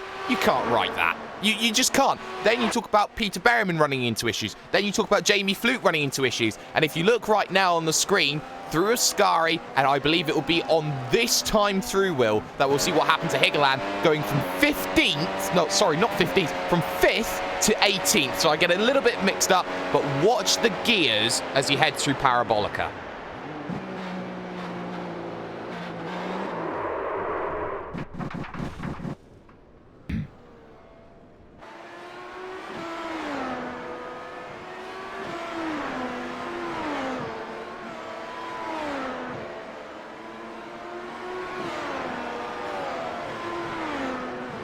Yeah, and what Jake was also, I don't know, Jake noticed him going to 7th gear as well. So I feel like he did run out of fuel for sure on the run down to the Parabolica.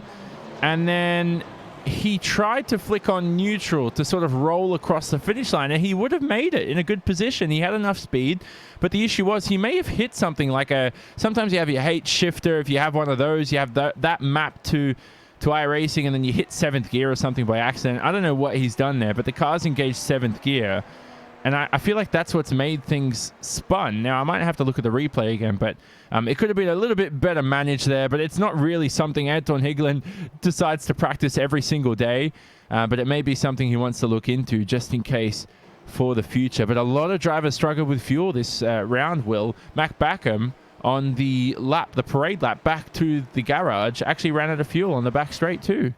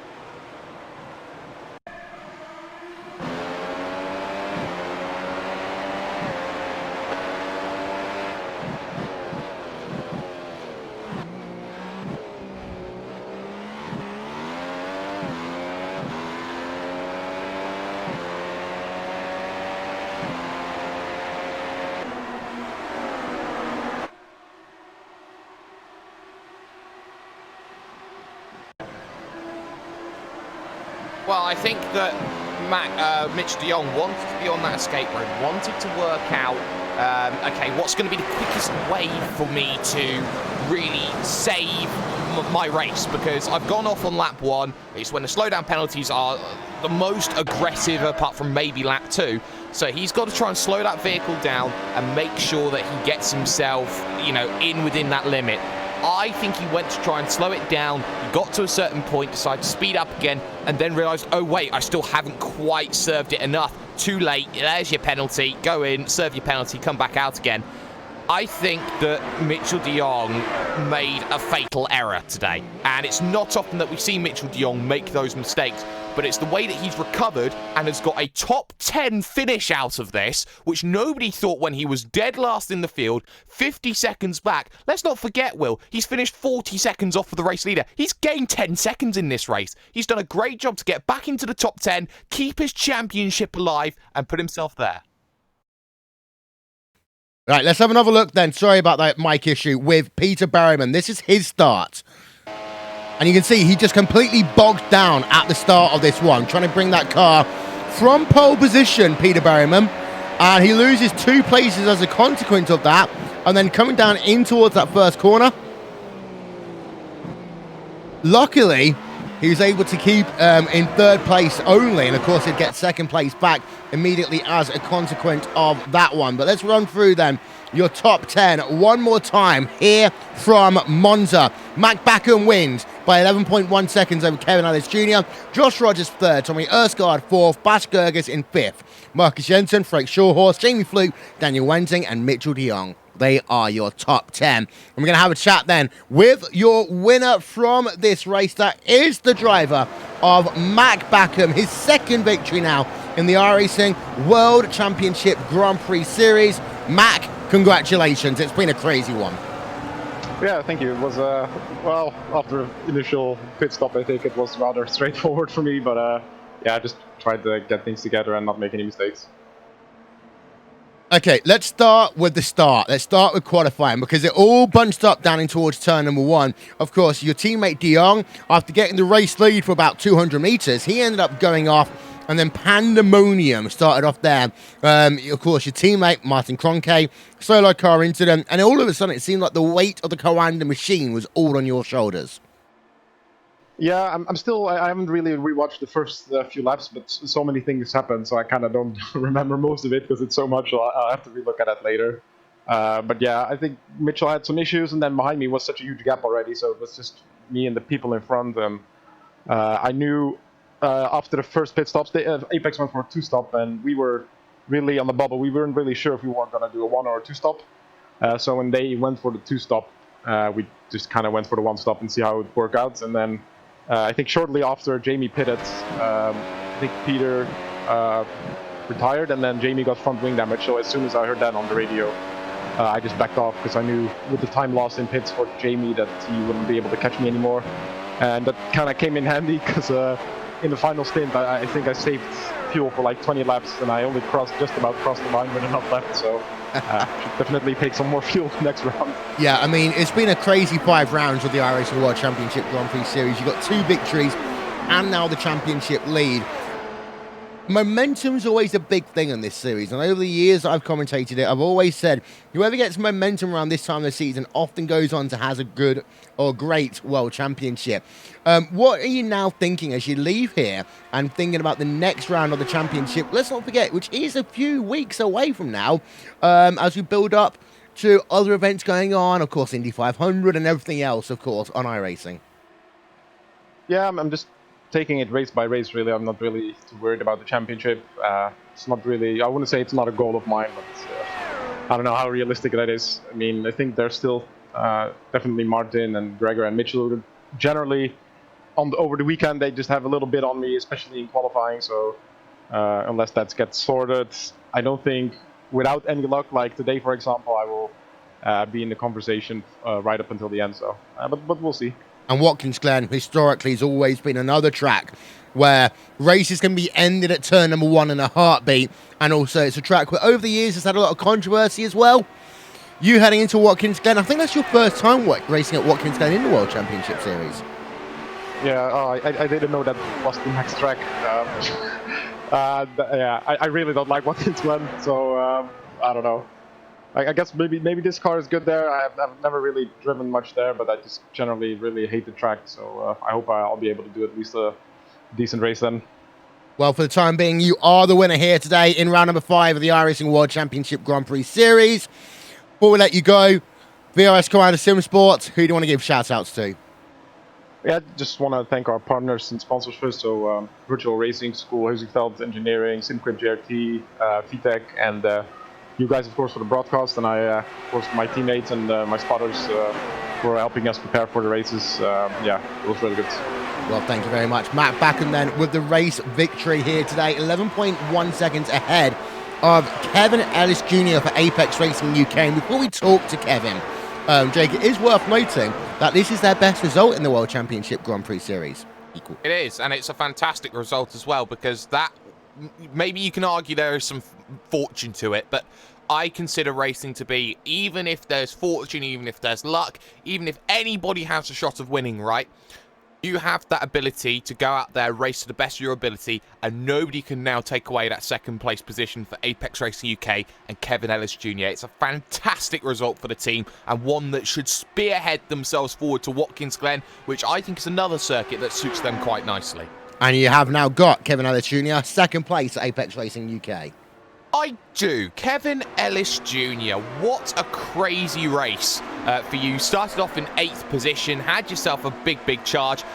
Let's talk about where you were after all the incidents that happened. Martin Kroenke runs into issues. Gregor Hutu runs into issues. You find yourself in position 4.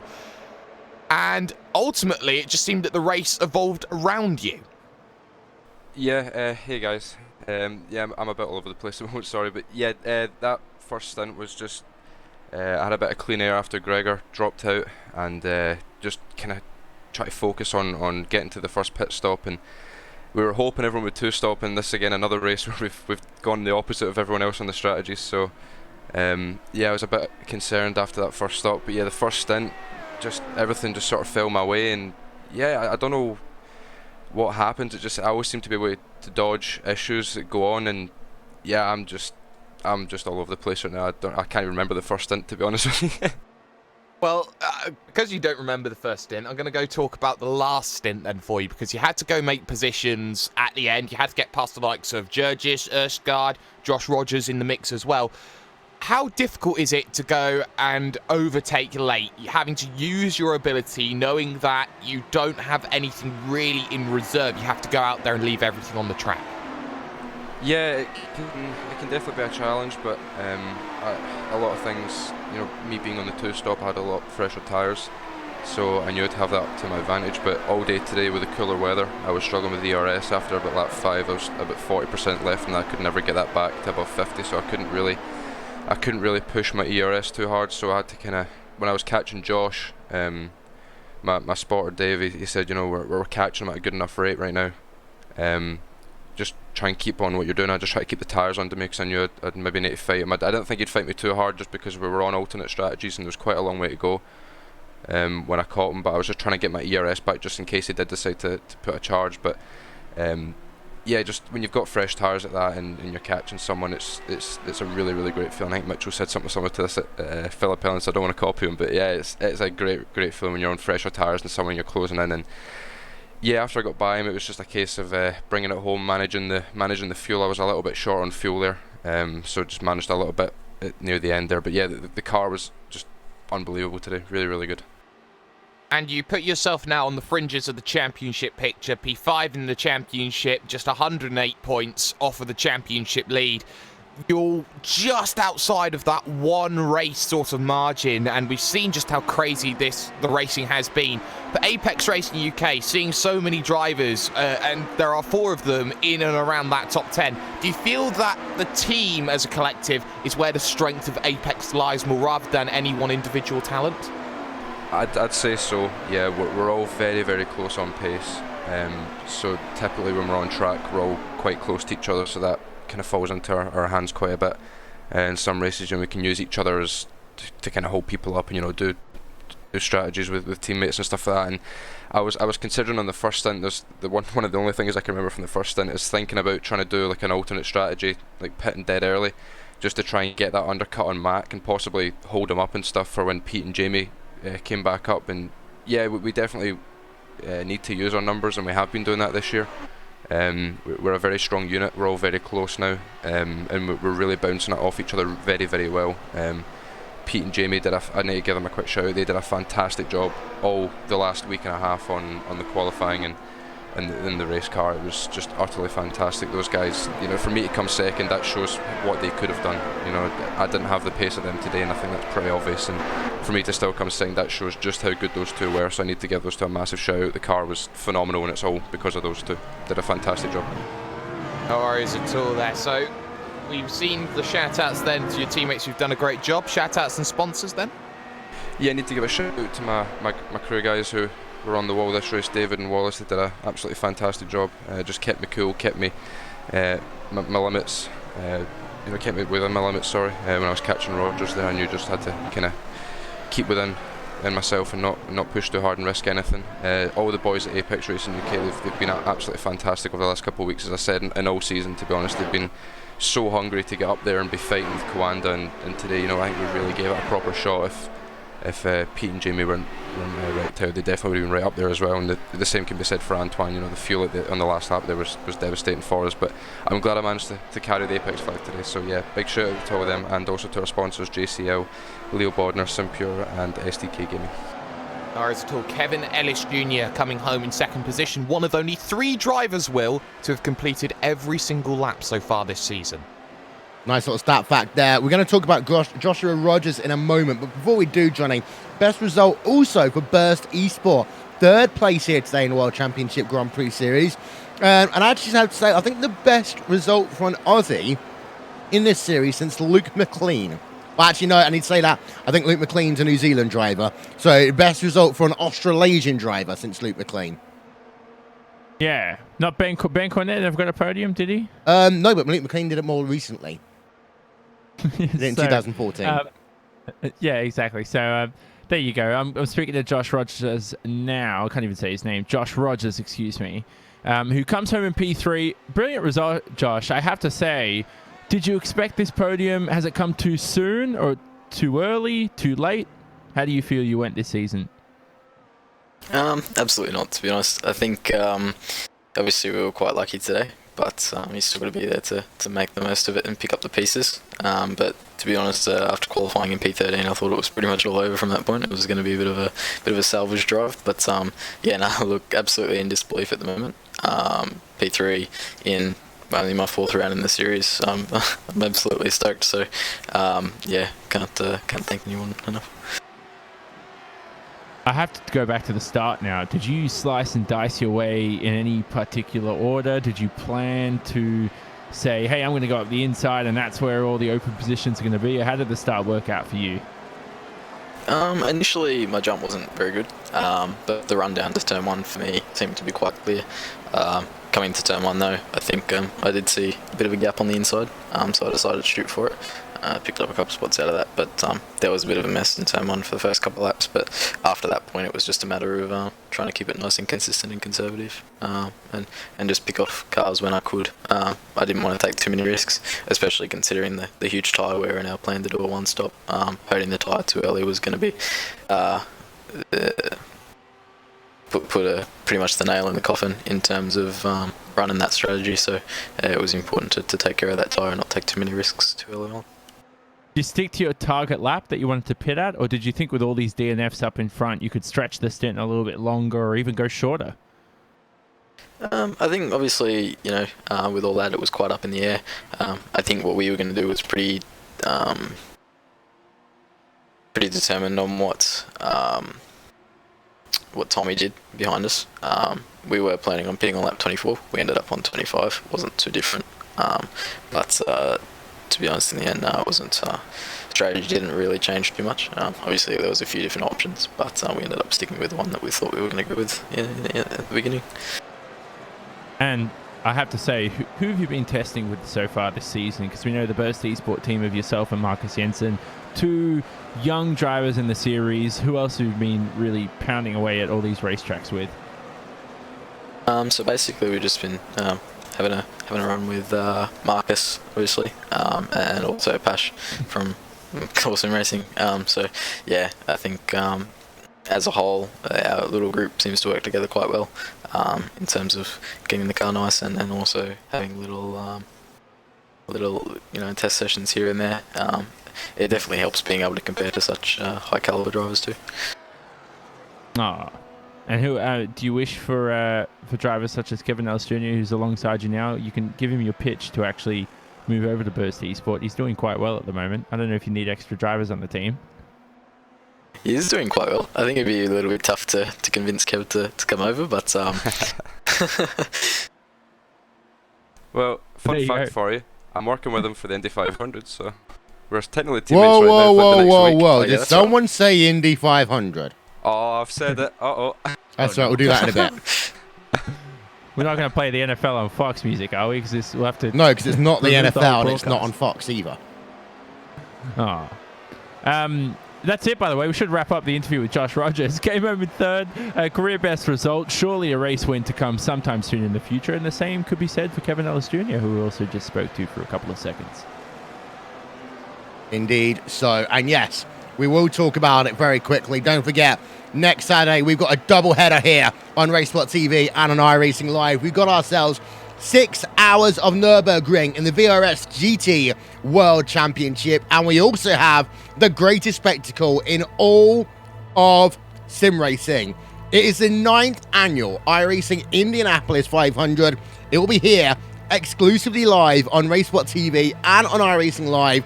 We'll be live on Facebook Gaming from 3 p.m. GMT for extended pre-race coverage, and then the race itself 5 p.m. GMT.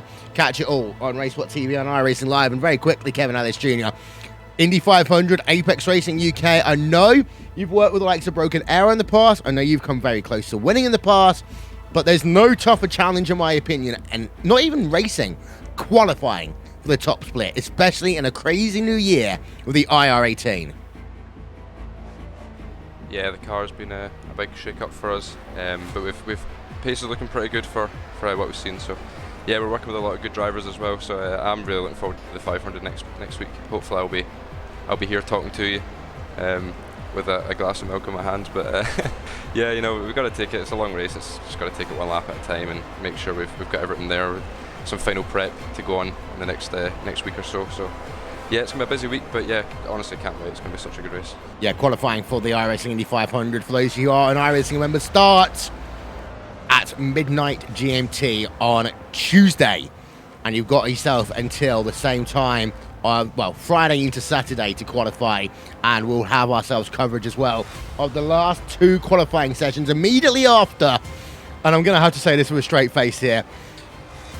Friday night prime time, the iRacing Verizon IndyCar Series Connery at Lime Rock Park. Yeah, we're going to go with a couple of one of the fastest types of cars on the service, on one of the shortest road tracks on the service, where they also get some airtime over the top of the hill in the middle of the lap. You don't want to miss it. Yeah, it'll be live. Let's come back then to the iRacing World Championship Grand Prix Series. Talk to the driver who came home in P number 5 today. That is Patris Gergis. And well, Pas, I believe actually that this is your highest place finish in the iRacing World Championship Grand Prix Series. Fantastic outing for core sim racing here today.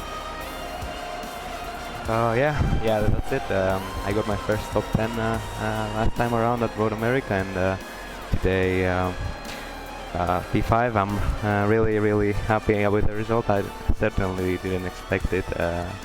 Coming up to this race, I felt consistent in the race, but I didn't really feel like I could do well in quali. Got a nice start. Some guys had to cut to avoid people. I got a move on Josh. Mitchell had the slowdown.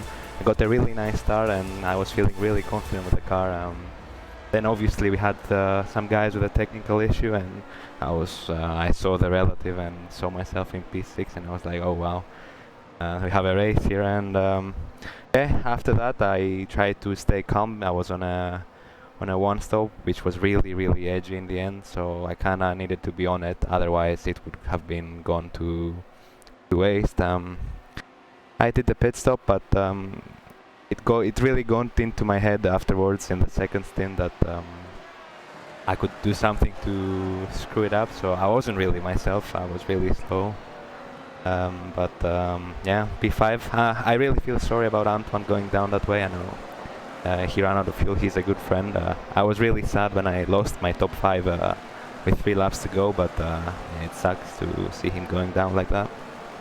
You talk about, the improvement, top 10, top 5. What's next for you? You looking, you think that maybe there might be a chance for a podium for you this season in core sim racing? I'm just taking every race as it is. I'm trying to do my best without having many expectations. I mean, trying to stay positive and work with the guys, and whatever happens, yeah, it's very welcome. And if there's something more in the next few races, we'll definitely take it, and I'll personally take it. So, but no pressure. And Watkins Glen is a bit of a Marmite track for some people. Some people love it, some people hate it. Which side of the fence are you on? I'm on the side that doesn't even own it at the moment, I think. Or I've just... I have it, but I have never raced it. But it should be alright. It's an easy track, and yeah, we'll work with the guys as usual and try to deliver. And who do you want to thank from that course and racing organization? Yeah, of course, the team for the support, and special shout out to Marcus, to Josh, to Moritz, who wasn't here this week, to Carl, and of course to my teammate Ricardo Castroleda, who spotted for me in the race. Been a good run, and we finally, even with some luck, we got some good result as a unit, and I'm really happy for that, and I'm looking forward to the next race. And of course you guys for the broadcast. Well, Noaz, thank you very much. Pascal is coming home in 5th place here today. So what we've really had today, Jake, is a race with some big names. A lot of the big names been taken out either through issues outside their control, issues on the racetrack outside their control, or completely binning it for reasons completely inside their control. But at the same time, we've had some of the new guard come through. Matt Backham. I mean, I don't think there had been many people who would have said 2 years ago that would have Matt Backham leading the iRacing World Championship Grand Prix Series after 5 rounds. We've got Kevin Ellis Jr., standout performance to him for Apex Racing UK. Standout performance to Josh Rogers. Standout performance to Tommy Usgaard. Standout performance for Pash Gergis and Marcus Jensen and Frank Shawhorse. You know what? He had a really good comeback today. He did. And I think that a lot of drivers had the opportunity to step up and prove themselves, and they did. And they did a fantastic job. Stepping up, proving themselves, getting up to the plate and saying, we're not just here to make up the numbers. We're here to go race and go get some fantastic results. And when those top drivers, those drivers who have the most amount of pace in that field, when they run into issues and they crash or they have a technical issue, it's up to them to step up to the plate and make their destiny and make their race. They all did today. They did a fantastic job, and it's a massive breath of fresh air into sim racing to see different teams looking to battle it out at the top of the mountain. And next time out, Johnny, we don't quite have a mountain, but we have a nice little hilly section from the run on the exit of turn number 1 up through turn number 5. We go to upstate New York, Watkins Glen International for June. And, well, you know, we go to a track that had a bit of time off from the iRacing World Championship Grand Prix Series, and it's had its controversy and dramas of its own over the years. It's a very interesting circuit. Setup makes a huge difference around there. There isn't many slow sections on the circuit, if you think about it. They're all just medium-speed corners. There's no hairpins. Everything's just a left-hander and a right-hander at medium speed, you know, and you got a high-speed corners. So that's what makes that track so interesting. It's much like Silverstone in a way, even more extreme if you think about it. Lots of camber to help ease the car into the corners. I just, you know, welcome it back onto the calendar. We missed it in 2017, but I think it should be a staple for eternity for the iRacing World Championship Grand Prix Series. And I'll tell you one thing as well, there's not a corner at Watkins Glen International which is completely flat, and there's always some form of camber to help increase the racing speeds and make things interesting on track. That is all we have time for, almost. Connery, social media here today, it blew up for a while, but what the guy's been saying about Matt Backham winning his second race, and also the fantastic swathe of drivers, P on the top 10 here today. Not much about Matt Backham actually winning a race. A lot of the discussion just has been about that Martin Kroenke incident, and we've also got a couple of the teams tweeting out as well. We've got Positive Sim Racing, P13 for Steve and P15 for Ricardo Orozco. Very tough race, but we managed to stay out of trouble and get result we wanted in the end, and sometimes that's just what racing's all about. Yeah, so that is all we've got time for here today from round number 5 of the iRacing World Championship Grand Prix Series. Don't forget, next week we have got ourselves the VRS GT World Championship from the Nürburgring. 6 hours worth of racing. And for more information about the iRacing World Championship Grand Prix Series, visit wcs.iracing.com. That's wcs.iracing.com. Want to say thank you to Isvan Balal, TrackCam22.com, Andres One, and And1 Design, the official graphics partner of RaceSpot TV. Overlay development by Simon Graceman and Engineering.com, and also Nick Thisson for RaceSpot.tv, live timing and scoring. You can check out, of course, the Sim Racing Observer for a write-up of this race, and also check out the Simone Racing Report for news, interviews, and podcasts with your favorite drivers. Well, the month of May strikes again. It's been a fantastic race here today, but we have Mac Backham holding on to Coanda's streak. Goodbye from Monza, and thank you for watching the 5th round of the iRacing World Championship Grand Prix Series. From Jake Sperry, Jonathan Simone, and Connery Maddock, I'm Will Vinson, and we will talk to you all next time. Good afternoon and good night.